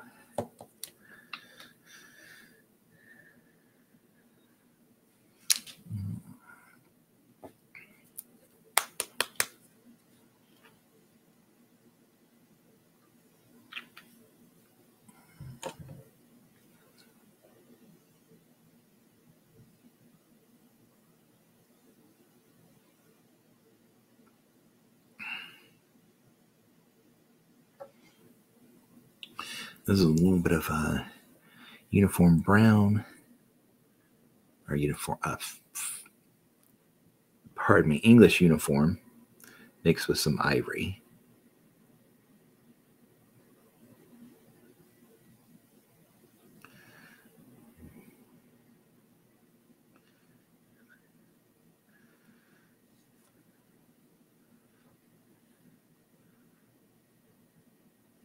I could have done them like just, bits of the greenery, sure. But I wanted them to stand out a little bit more, so we're going to make them like actual teeth, like we did on the other one.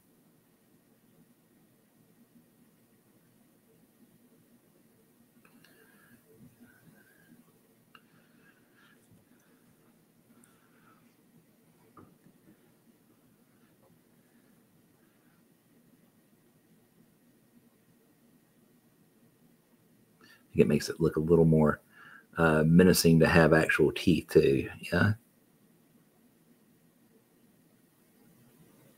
Like it's just not going to gum her to death. It's actually going to chew her up.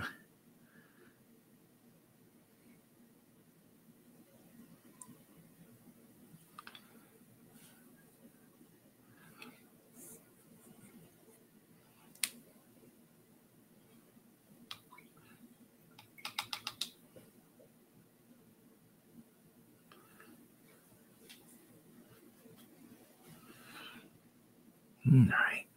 Get the top teeth. His teethies. His teeths.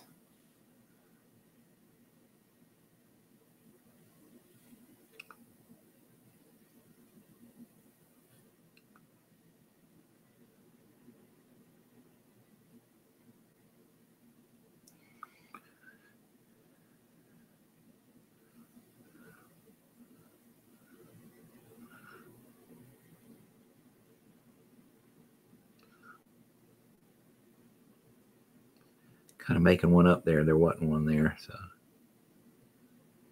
we'll make it up. Didn't want to be completely snaggletooth.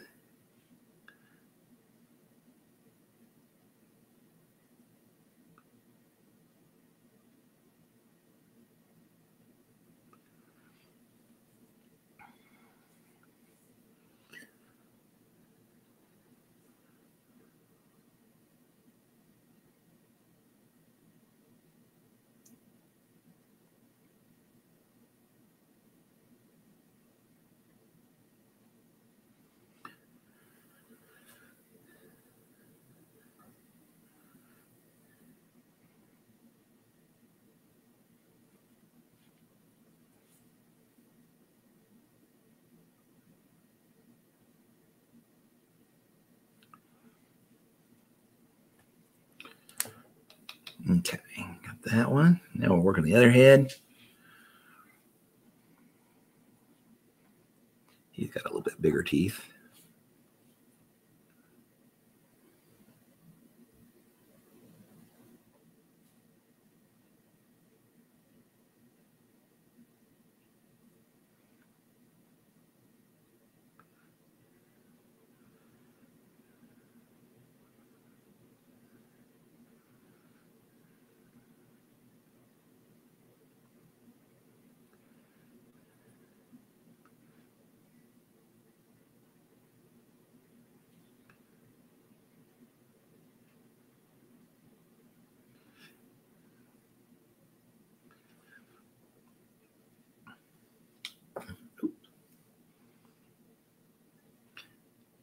Correction right here.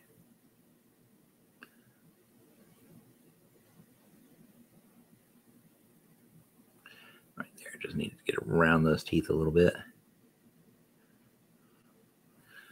There we go.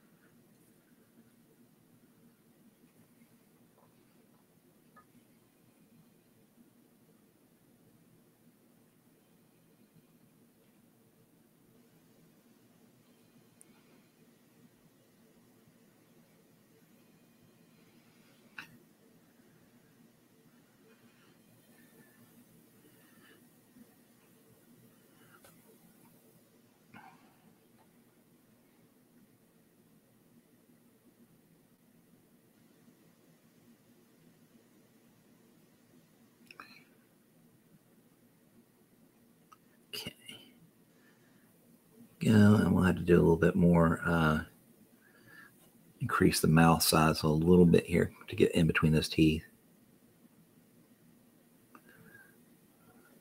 Or to fill in between those teeth. So have a big gaps, right? We don't want no snaggletooth plant.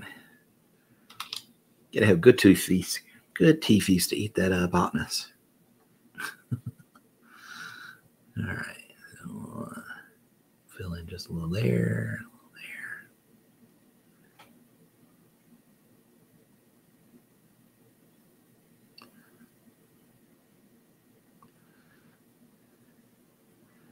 And we gotta do it here.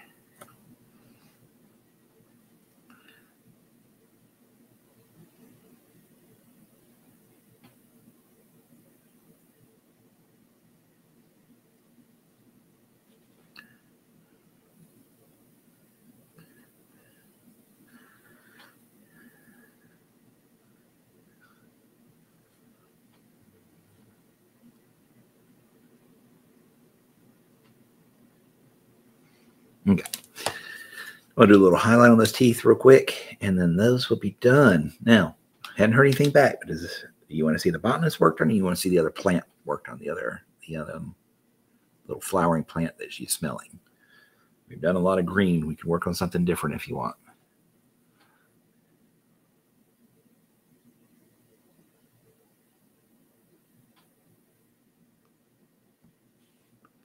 This is just a little ivory I'm cutting in here.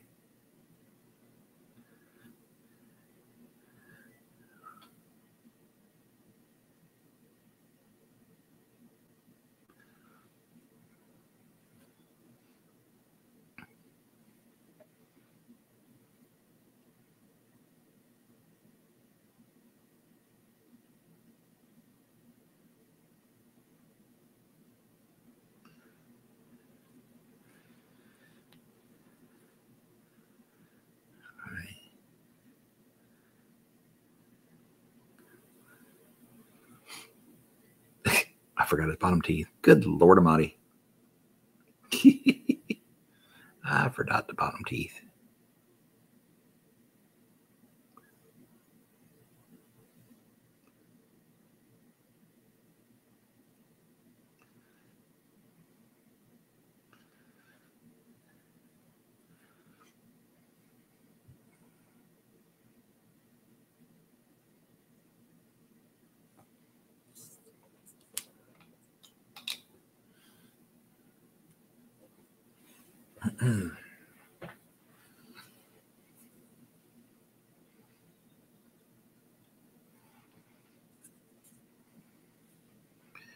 No, he doesn't have really well formed teeth here, so we'll make some little suggestions on there, and then we'll come up here and make a few bigger teeth. But yeah, his bottom ones really aren't well defined.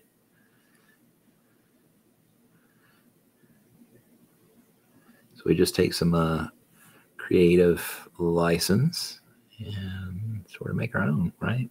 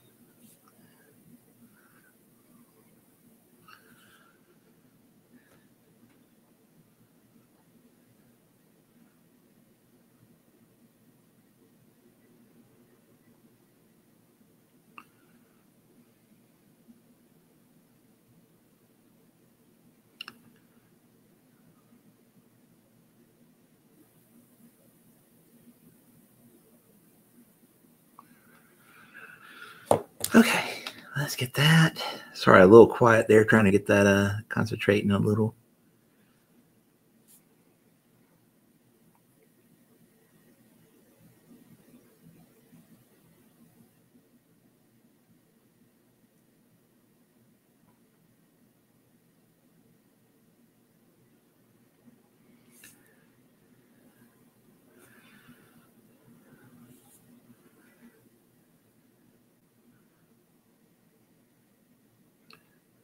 all the ivory here again.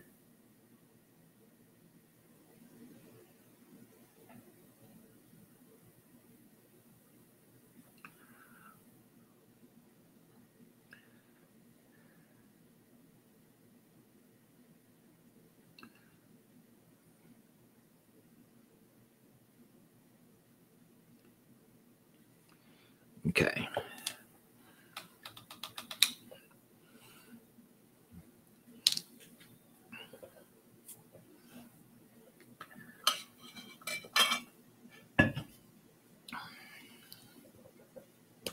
And one sec here, I'm going to slip over this way.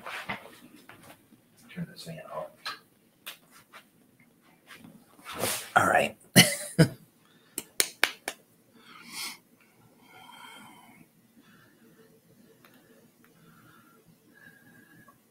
Drop a little leather brown here. We're going to work on the ground, the soil around her.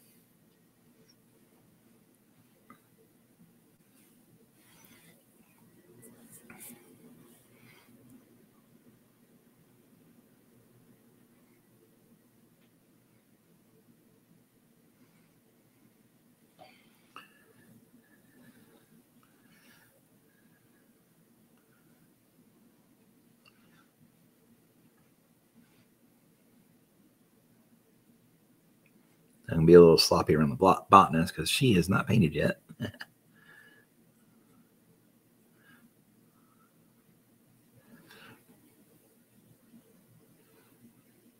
We'll come in with some flowers and stuff once this is painted up.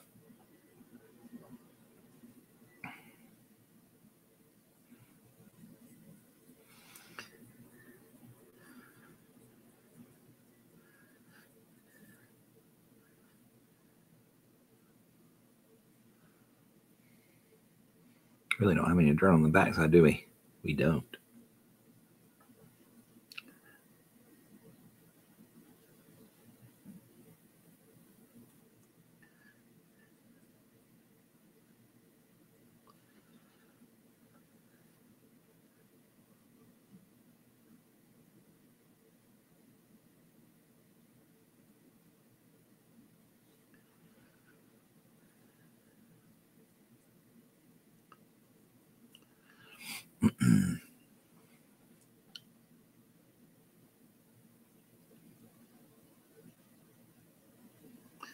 So even if we do mess up a little bit on the green, we'll have a built-in correction method, which we're probably going to, because with that plant in the way, I don't think I can get in there cleanly.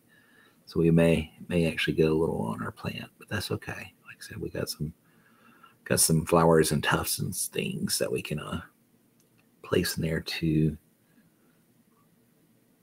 cover up any little boo-boos.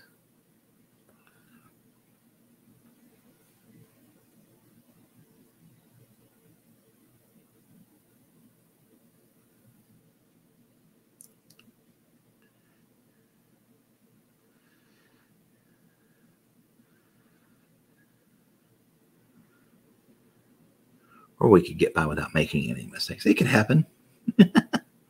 It could 100% happen.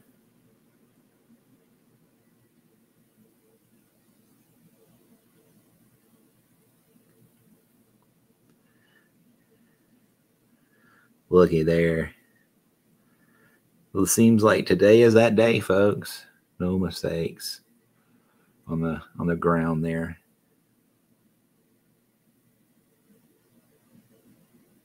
I didn't get that brown where it wasn't supposed to be. There's a little bit on the plant, but we hadn't really painted the plant yet, so it doesn't matter. Or the flowering plant, not the big plant. All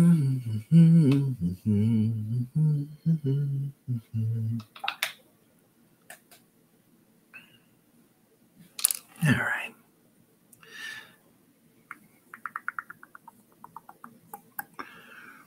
Trying to think what color we want to paint her dress.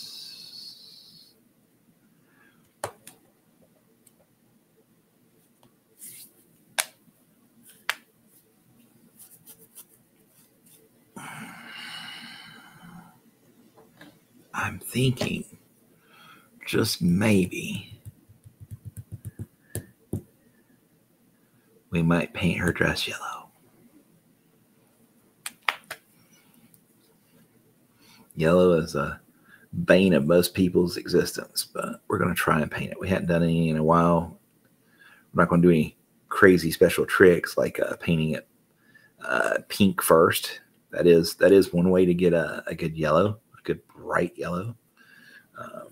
We're just going to go for yellow, and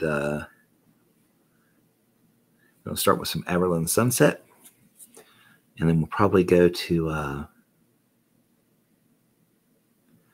Casandora Yellow Glaze first, or next, I guess.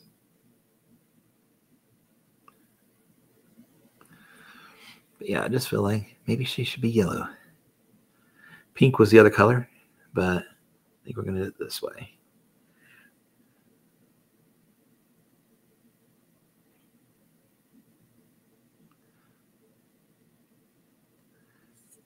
If I remember right, in the animated Tarzan, Jane was wearing yellow. I think. Pretty sure she was.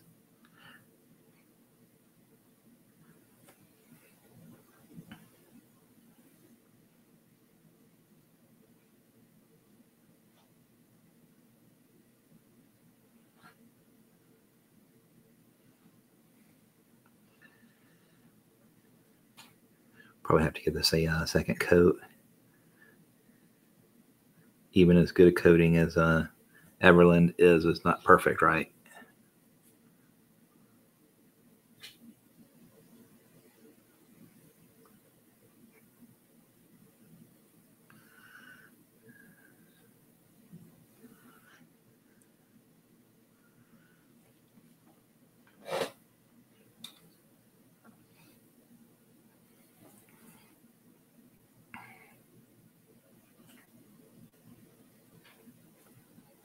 A little too much water there, but I wanted it to start going on smooth, and it really wasn't.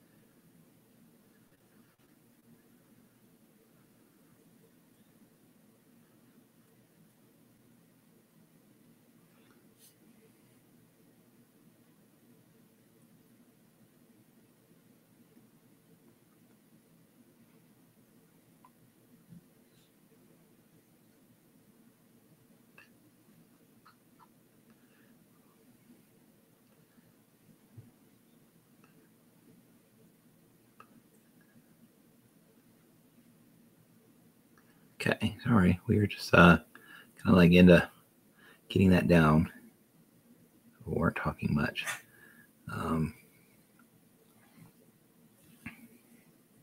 So it's very spotchy right now, but we're going to let it dry a little bit. We'll come back to that in a second. We'll work on the plant some while we're waiting.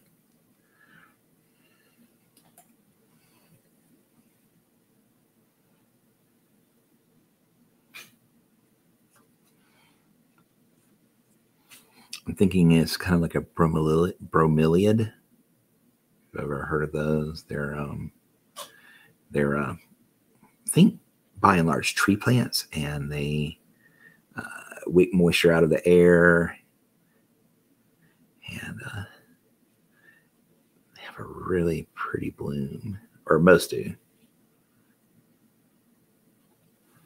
One of the few plants I've been able to keep alive. That and aloe vera. That's about the only two that I can keep alive. Because even if I don't water it, it pulls some moisture out of the air and keeps going.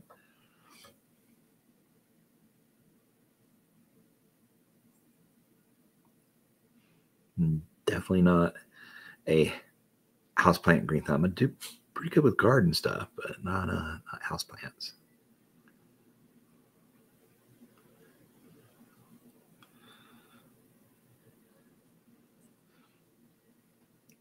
Gotta get to work. No. No. All right, Dragon, have a good day. Hope work doesn't bother you too bad. Thank you for hanging out with me.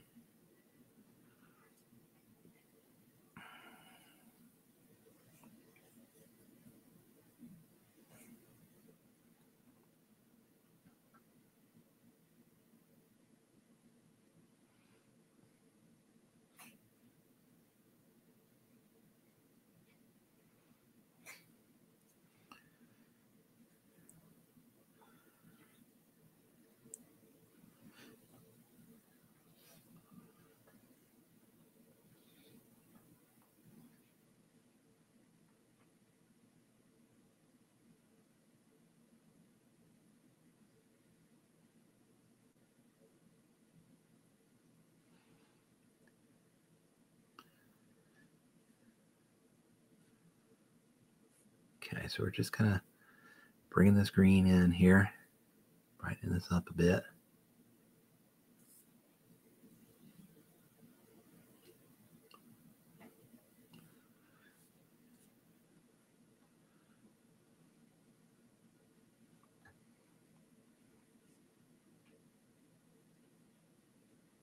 Be a little bit careful there. We want to lean on the yellow, right?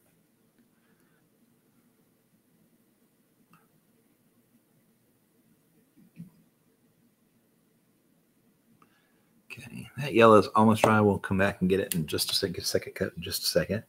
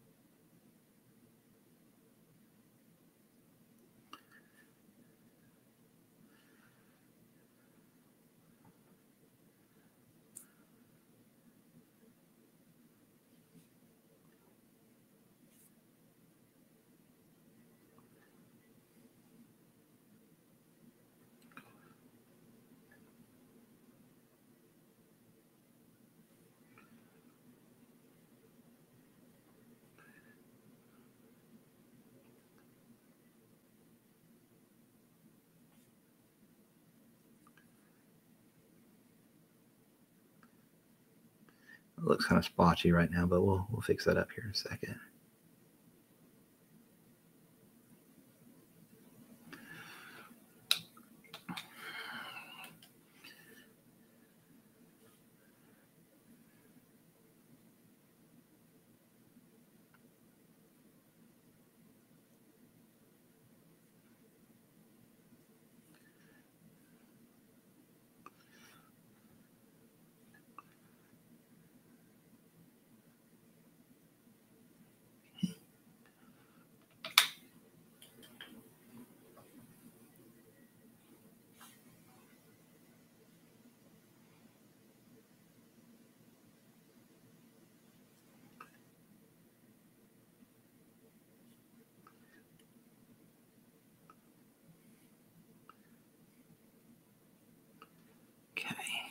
Go.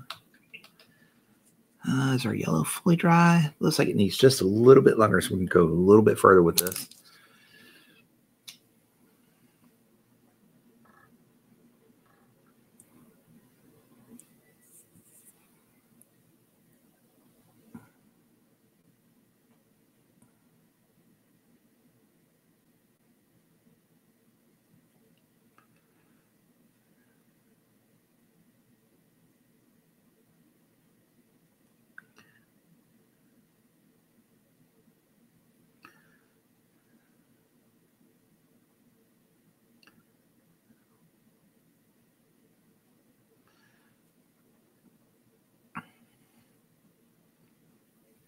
All right.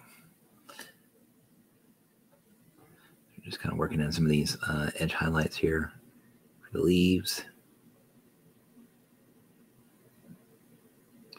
Or like ribs or veins or whatever they are. They're kind of something to the structure of the plant.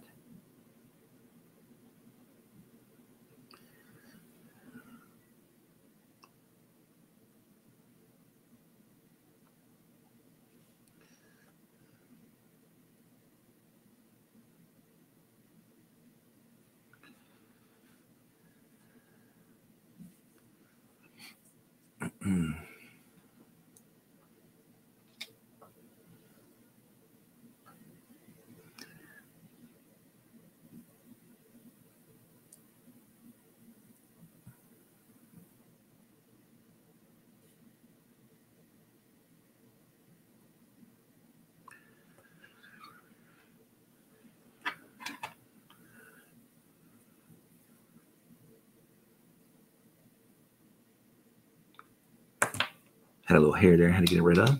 Don't know whether that was in the primer or the paint or what, but we got rid of it.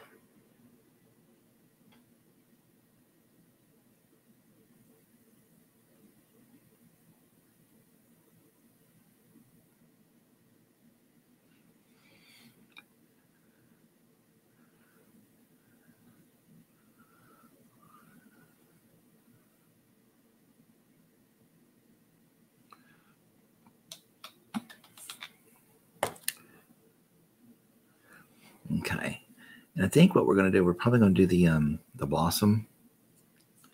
I was going to do it kind of green, like stems, but I think I want to do it like a one long flower, like it's got like multiple buds coming out of the buds, right? They kind of look like tulips or something like that there. So yeah.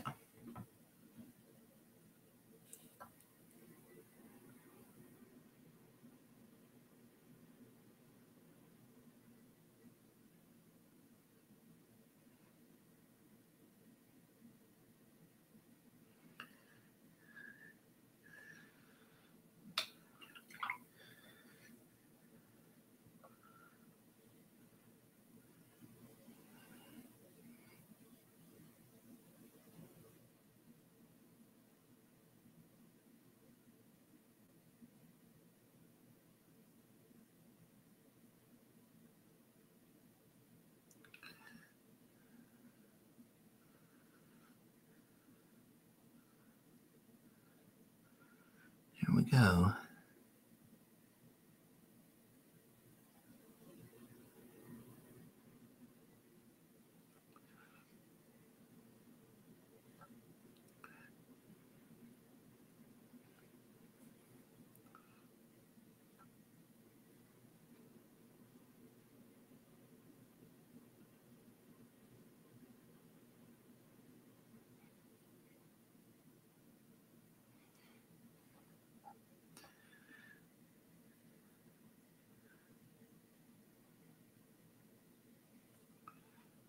Okay, there we go. Now we'll get to do some more like yellow, another coat of that yellow until we get some good coverage.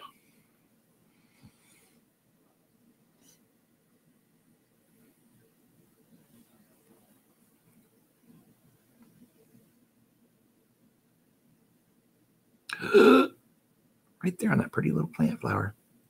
Plant leaf, dadgummit. Well, that's what we get for rushing.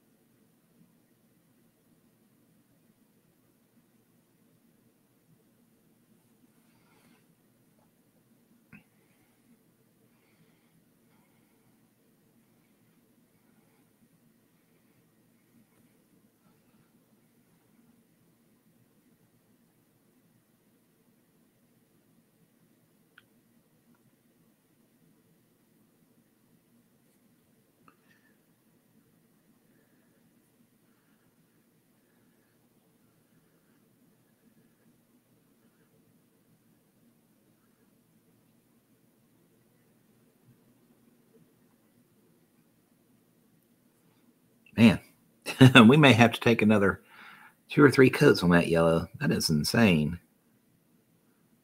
Oh well, let's get back to the flower. Flower.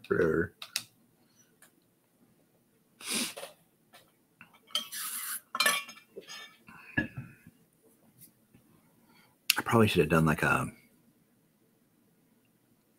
tan base coat or something, or a brown base coat, because brown goes down a lot better than yellow, and we could have just kind of like highlighted up from it. But yes, that's just going to take like 4,000 coats. Okay, so back to the flower.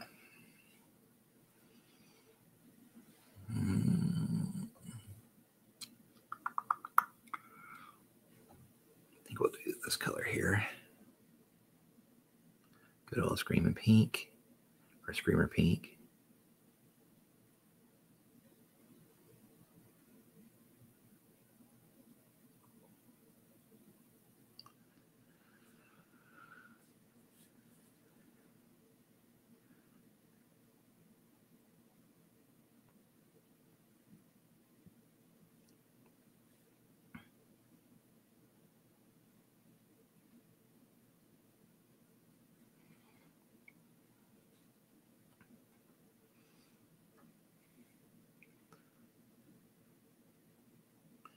I have to get a smaller brush to get that other one, that bit at the bottom.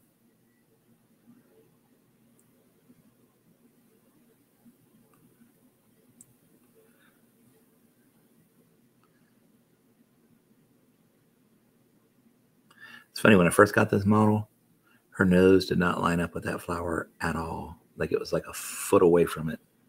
And now it's smelling the flower like it should be.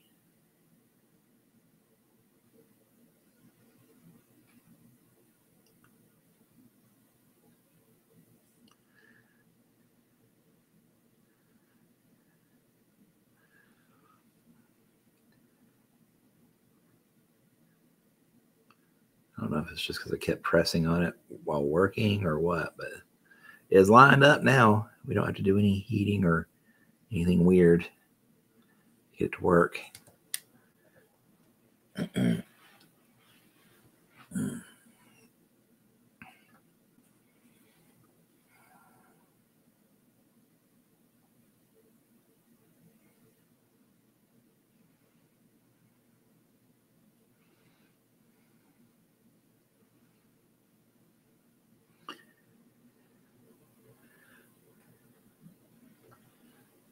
Kind of think about those flowers from Star Trek, the ones that blew the spores into the air and made people live out their fantasies.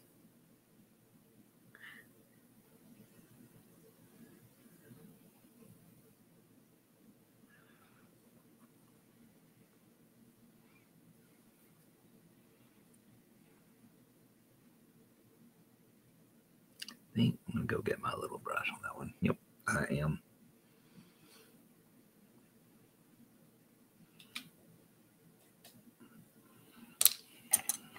Or littler, smaller brush, a very smaller brush.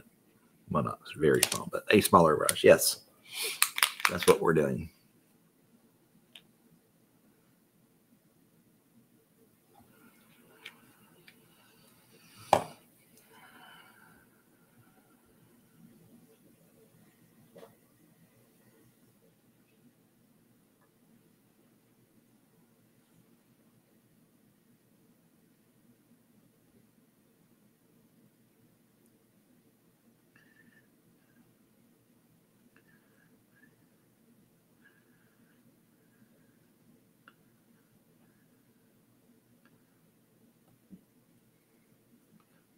This other angle here. Careful not to hit anything that we've already painted.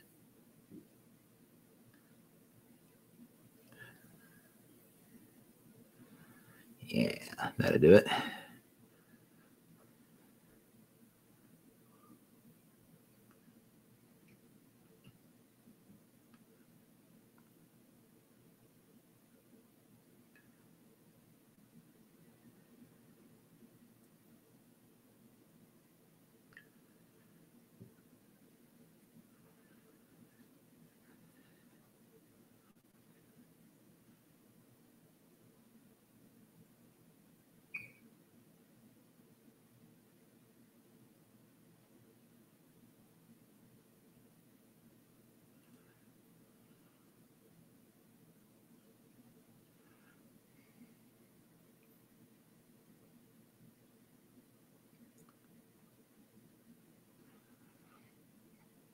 Okay, getting those blocked in.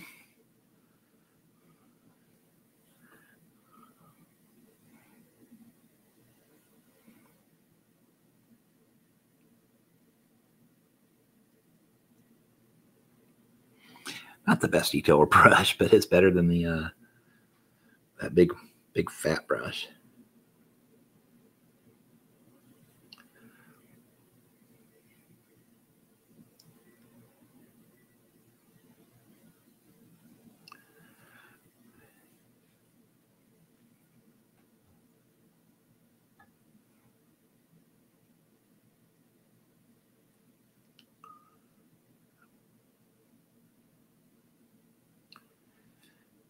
go. And then we'll just come in here and catch a little bit there.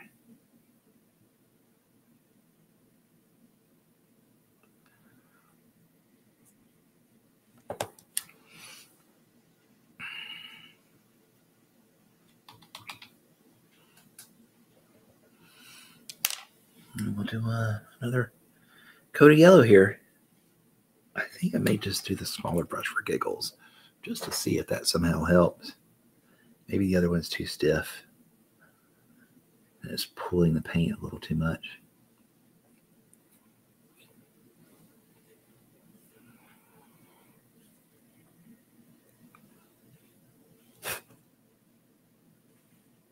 I actually flicked yellow paint onto my big beast. You can see little dots there. I had to fix that up. That's disappointing. As careful as I was about everything, just flicking paint splattered it.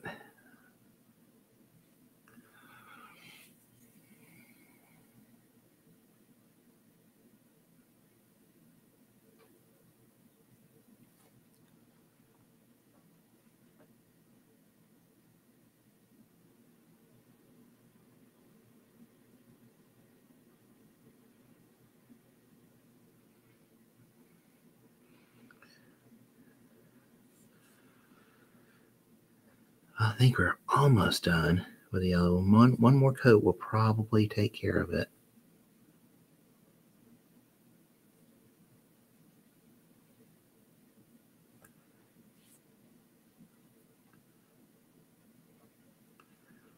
That is pretty crazy. I think that's the most coats of Everlyn I've ever put on.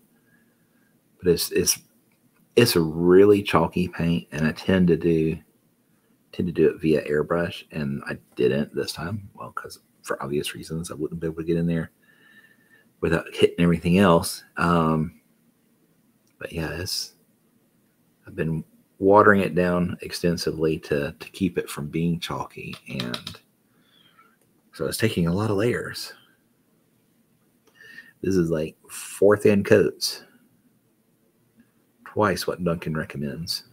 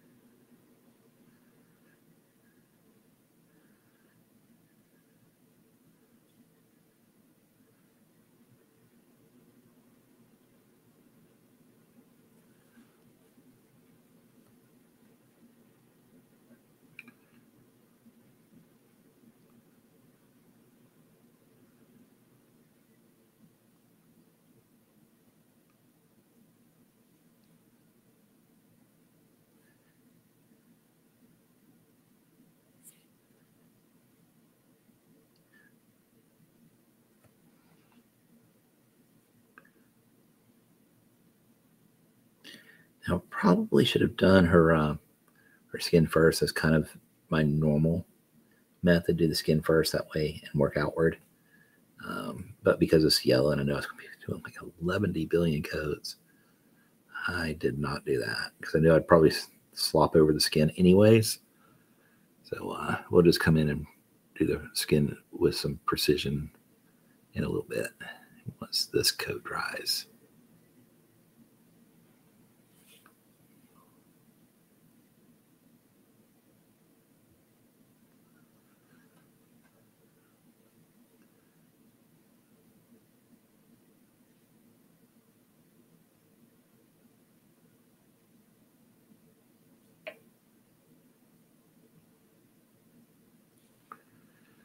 Okay, I think that is actually solid enough that the next go round will be wash. And like I said, we're going to do that Casandora yellow, I think, which is actually more an orange, kind of a yellowy orange, actually.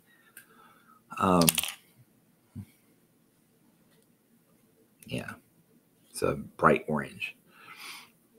Let's see how that looks. Works for lamenters, so we'll see if it works on this.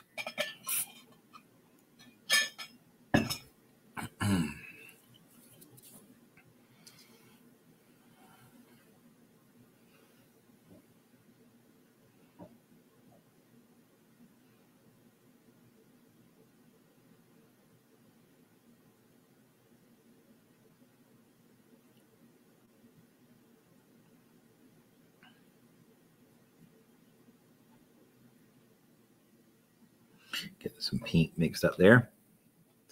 For the flower, we'll work on that a little bit more while we wait. Also work on her pith helmet. I think that's what they're called, like PITH, pith.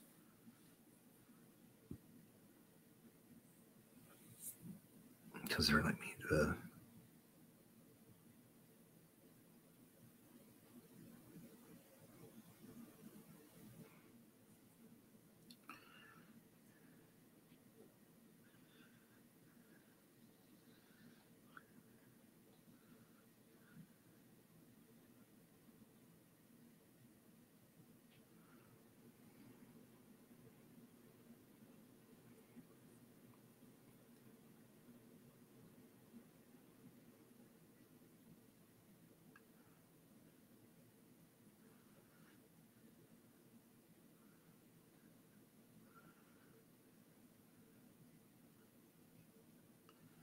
Okay, so we're just coming in here and kind of not covering the full length of that plant tuber, but the like 3/4 length of it.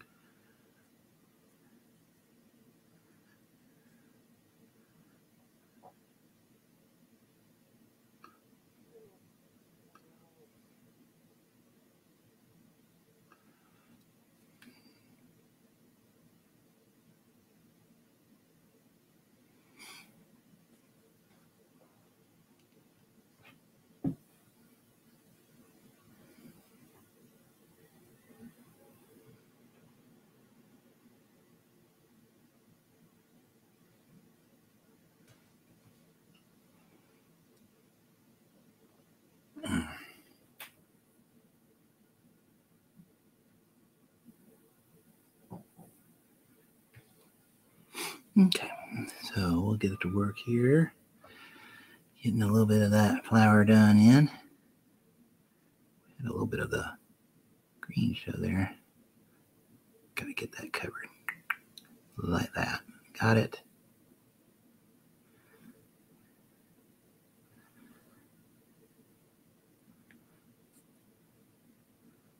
Okay.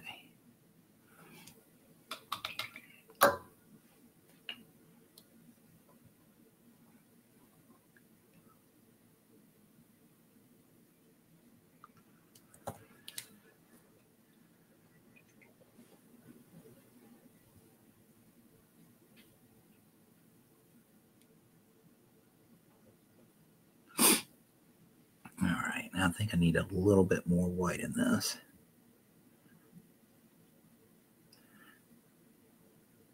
Because we're going to go almost white on the edges, right?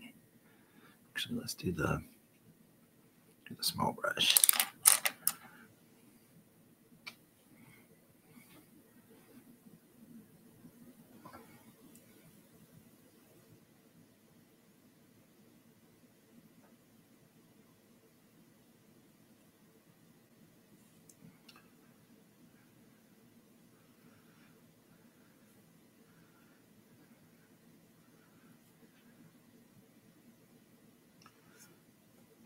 I think we actually need a little more white, don't we?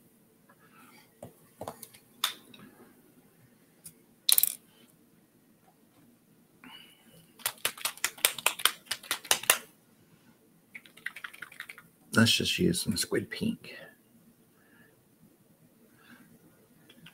That should work okay.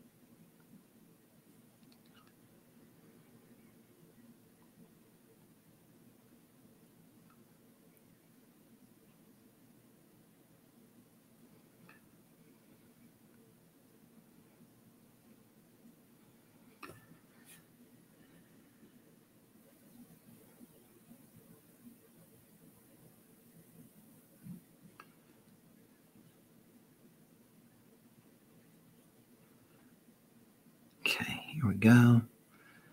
Work on this little one in the background here.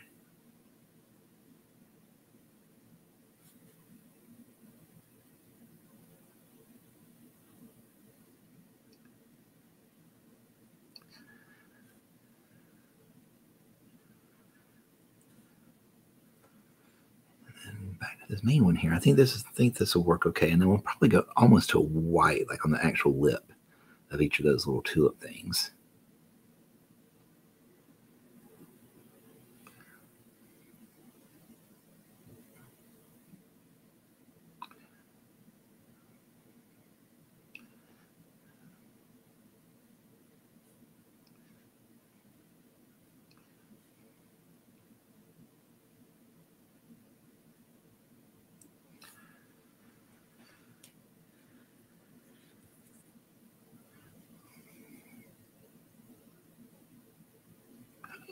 Oops. Got to correct that little one before I forget it.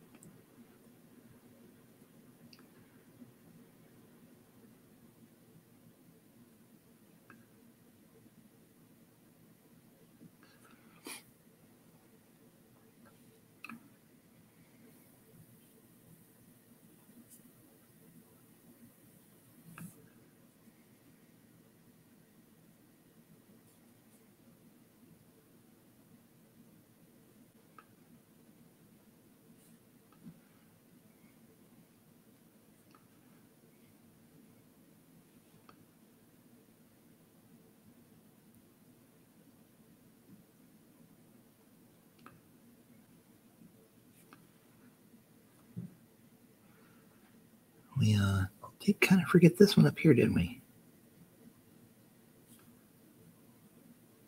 That back one. No, we didn't. No, we just didn't get that side. Haha. Okay. Now we're going. I am 100% on screen. No one has told me this. Jesus. Sitting here painting this and thinking I'm on screen. Wow. I need y'all's help, guys. You got to help me stay in frame.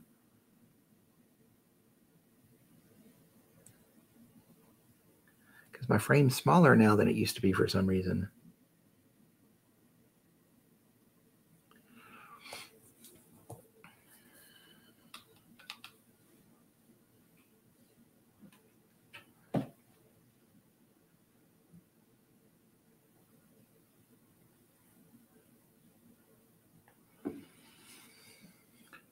Okay, let's get some white. Sorry about that, guys. I just 100% was not seeing it off screen. Didn't see any text popping up, so I didn't think to even look up, and I was just painting on my little merry way along.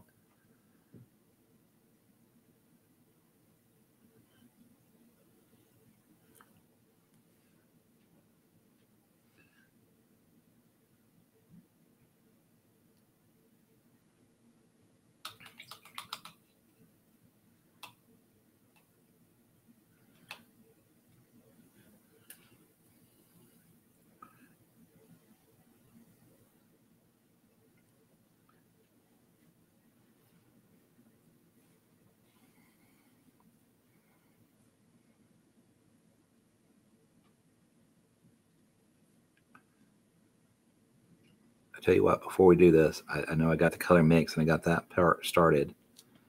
But what I need to do is get the wash on her dress. That way we can be waiting on it to dry. So give me a second here. We'll switch over.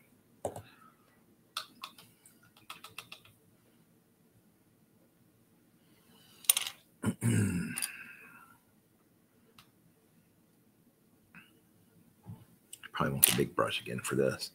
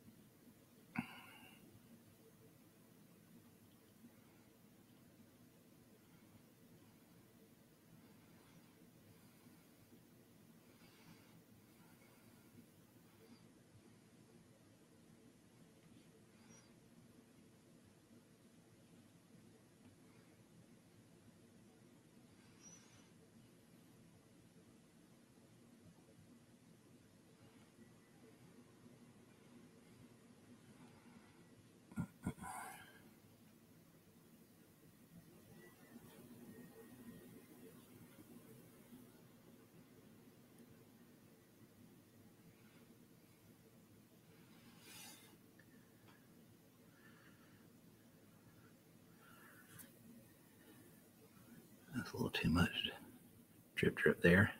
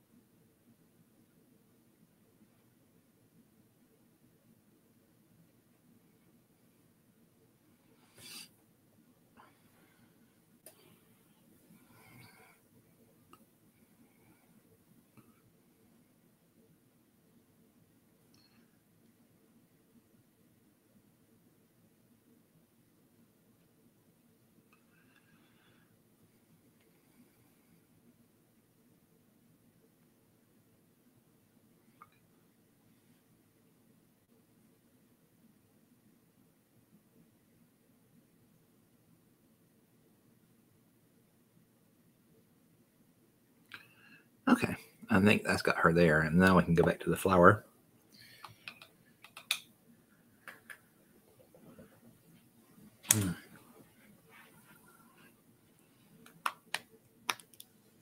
I think part of the problem is I have this very large black mat here, and I'm not as it's not as easy as the center on it as the other was.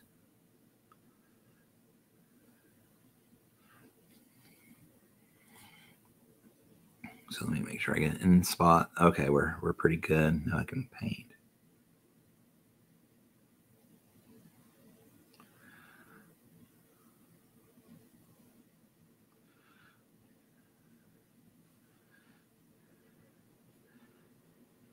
Did I just smear it? No, I didn't. Whew.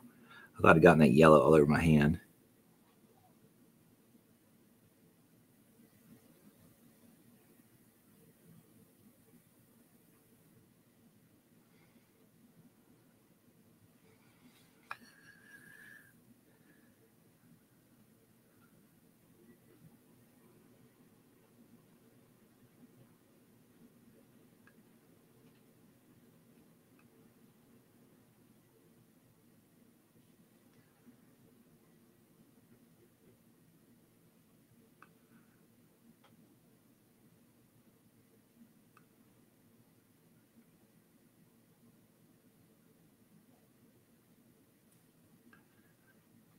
Go. It's an interesting looking flower, isn't it? Semi-interesting. We hadn't got the top portion of it done yet, but I think the stalk is kind of weird. And weird is our middle name, right?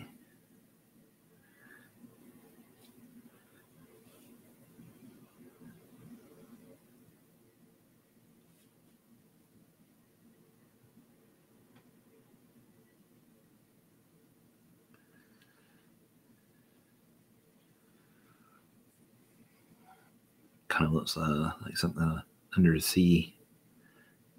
Is it cool? I appreciate that because I was kind of doubting myself. I was trying to give myself a pep talk. So thank you.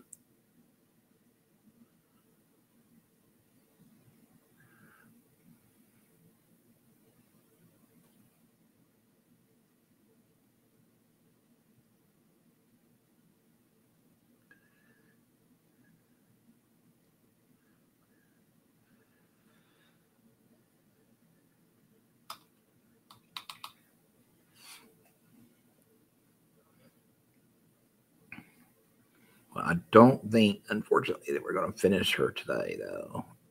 At least not lunch. We might finish the plants. But we got more done put on her than we did on the gentleman when we worked on him. So that's cool at least, right? We didn't obsess over the leaves too much.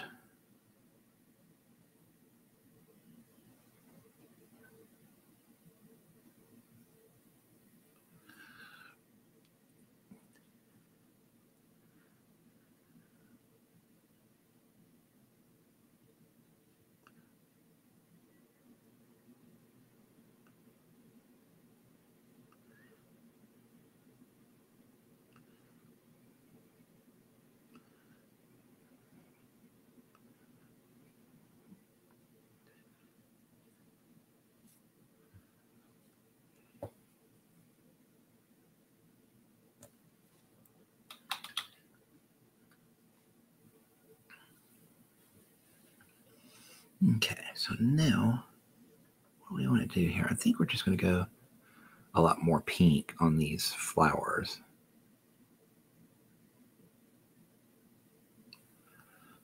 Just like full on pink.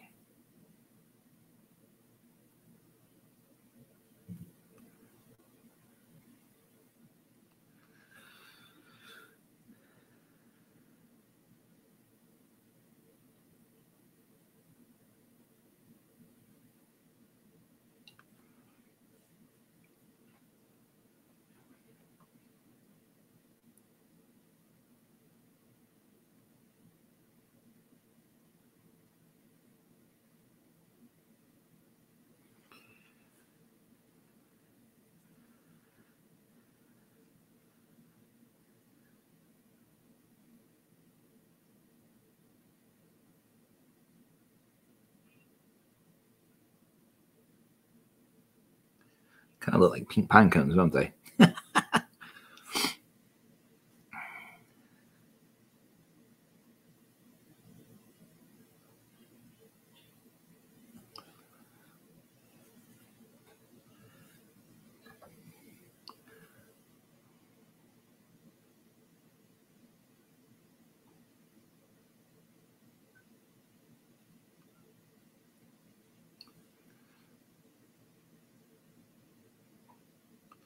these days that wash will dry and we'll actually get back to working on her.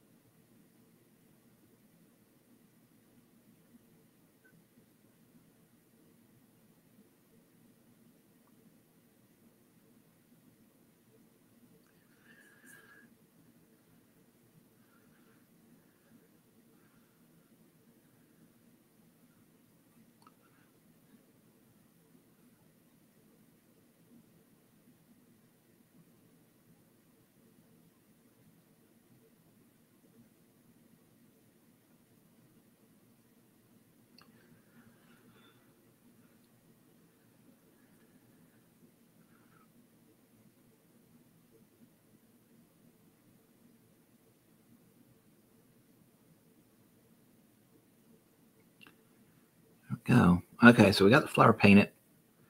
Her dress is still not dry, so we're going to work on the helmet, the pith helmet, a little bit real quick.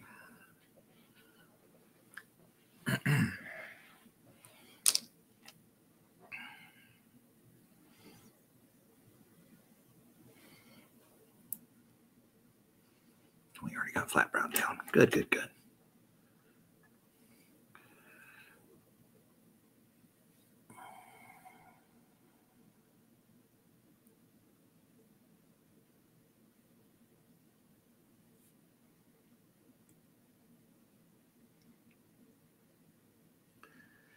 We're probably going to do just some good old-fashioned black combat boots.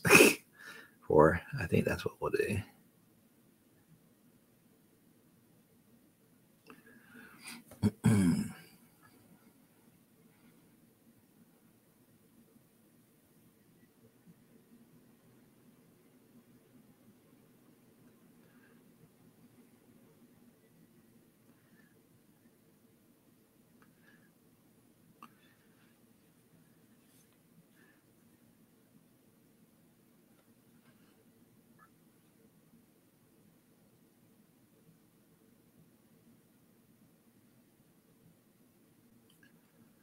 All righty. Base coat for that.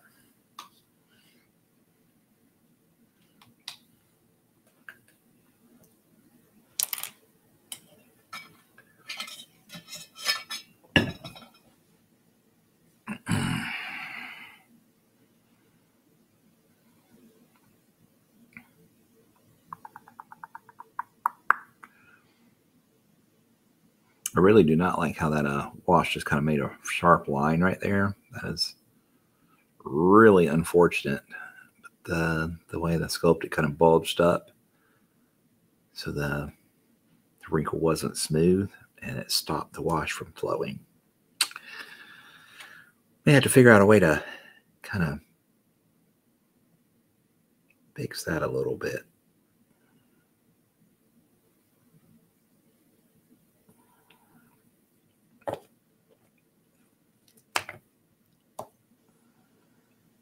As I just pull wash right out of the crevice. Maybe I can reactivate it here.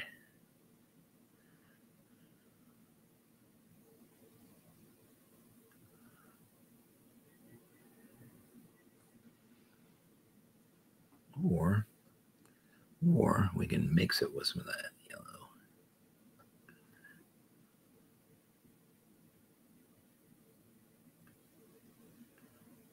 Yeah, that's actually even better. Mix it with a little bit of that yellow paint, and then we got it tinted properly.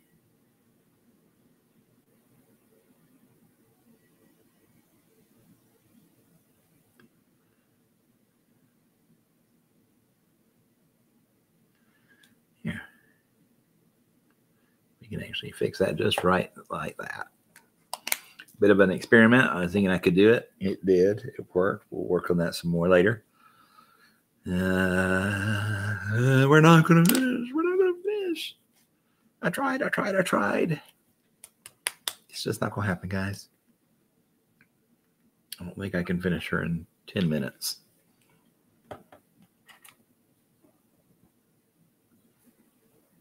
But like I said, I think we got the greater majority done. We got more done on her than we did the gentleman last week or a week before last. So I don't feel so bad.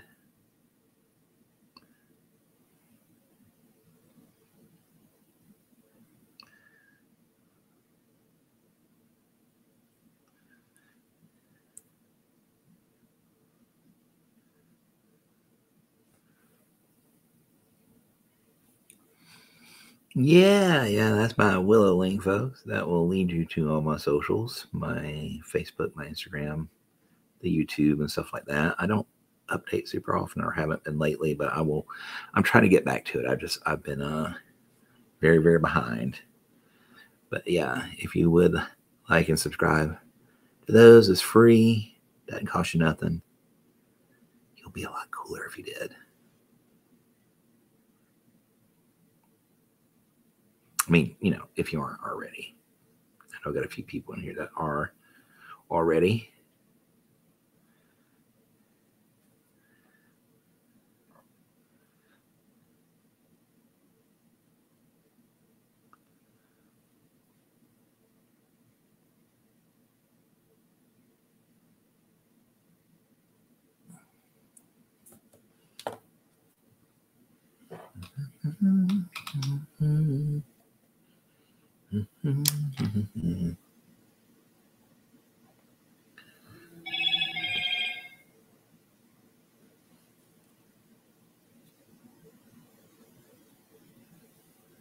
Oh, dear Lord. Political text. You gotta love those. Let's see here. I'm trying to debate whether I want to use a Japanese uniform on this or go with sand. I think sand will actually give me a more realistic. I went with Japanese uniform and mix and ivory on this one, but I think the pith helmet, the sand actually works better because they're pretty well like sand colored. So we're gonna try this, I think, for the next couple minutes.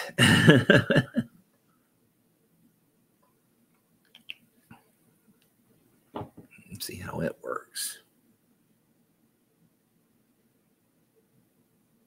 Yeah, I like that. That works pretty good. Maybe we'll have to probably do an in-between shade here. That's very nice. I like that.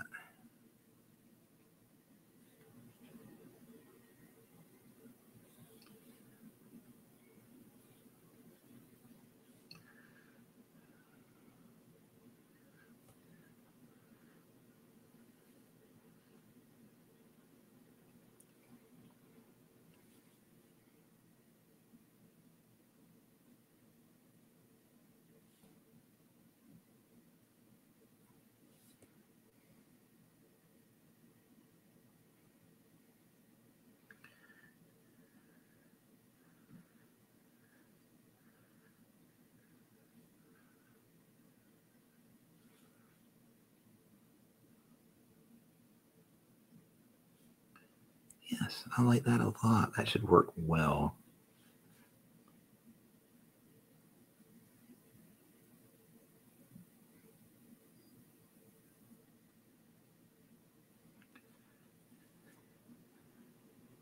Very good.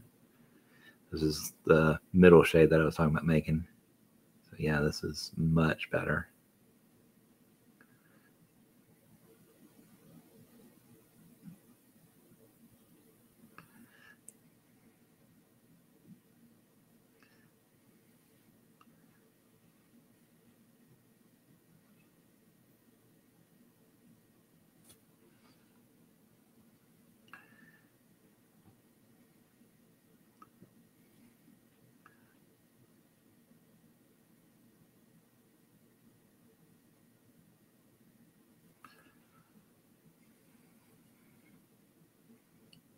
Okay.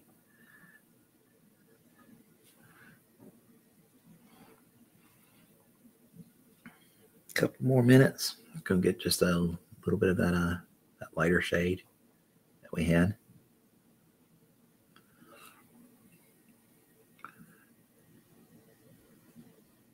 Reinforce that top dome a little bit. And then come around the rim here.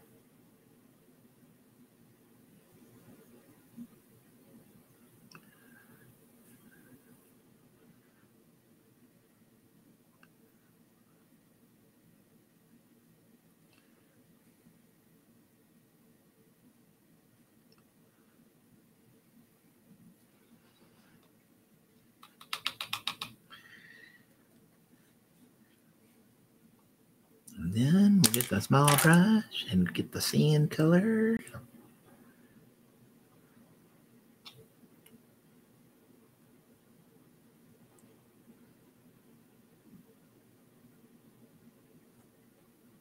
Okay, that's a little too bright. We'll hit it with a little bit of that medium tone.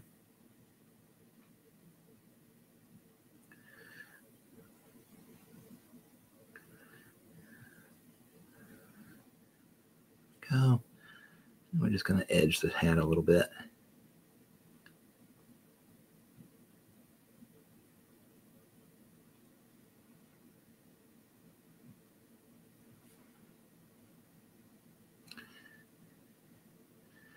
And that, ladies and germs, is her hat. I'm about out of time. So I think we'll just have to finish her off stream, I'm afraid.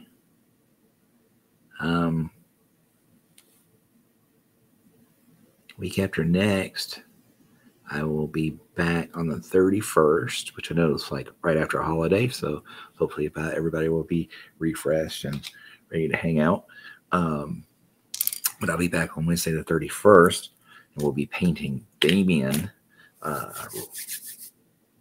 the new Arcanist. Well, not new, relatively new Arcanist keyword. So yeah, this is what we worked on today. We got almost got done with it. We still lacked a little on her dress and her shoes and skin, but yeah, we made pretty good progress on this model. Talked a bunch about movies, and then yeah, there we go. So we'll be back next week with some awesome painters. Doug and Beric, I think, next week. Could be. Or is it yeah, Doug and Beric next week. Yep, yes. I got it right. Either way, we're gonna have good painters next week, but it's Doug and Beric. So anyways, we'll see you then. Thank you so much for hanging out with us. Have a safe and happy weekend when you get to it. And a happy birthday, Play Weird. And we'll see you then. Stay safe, stay weird, be cool. No problem.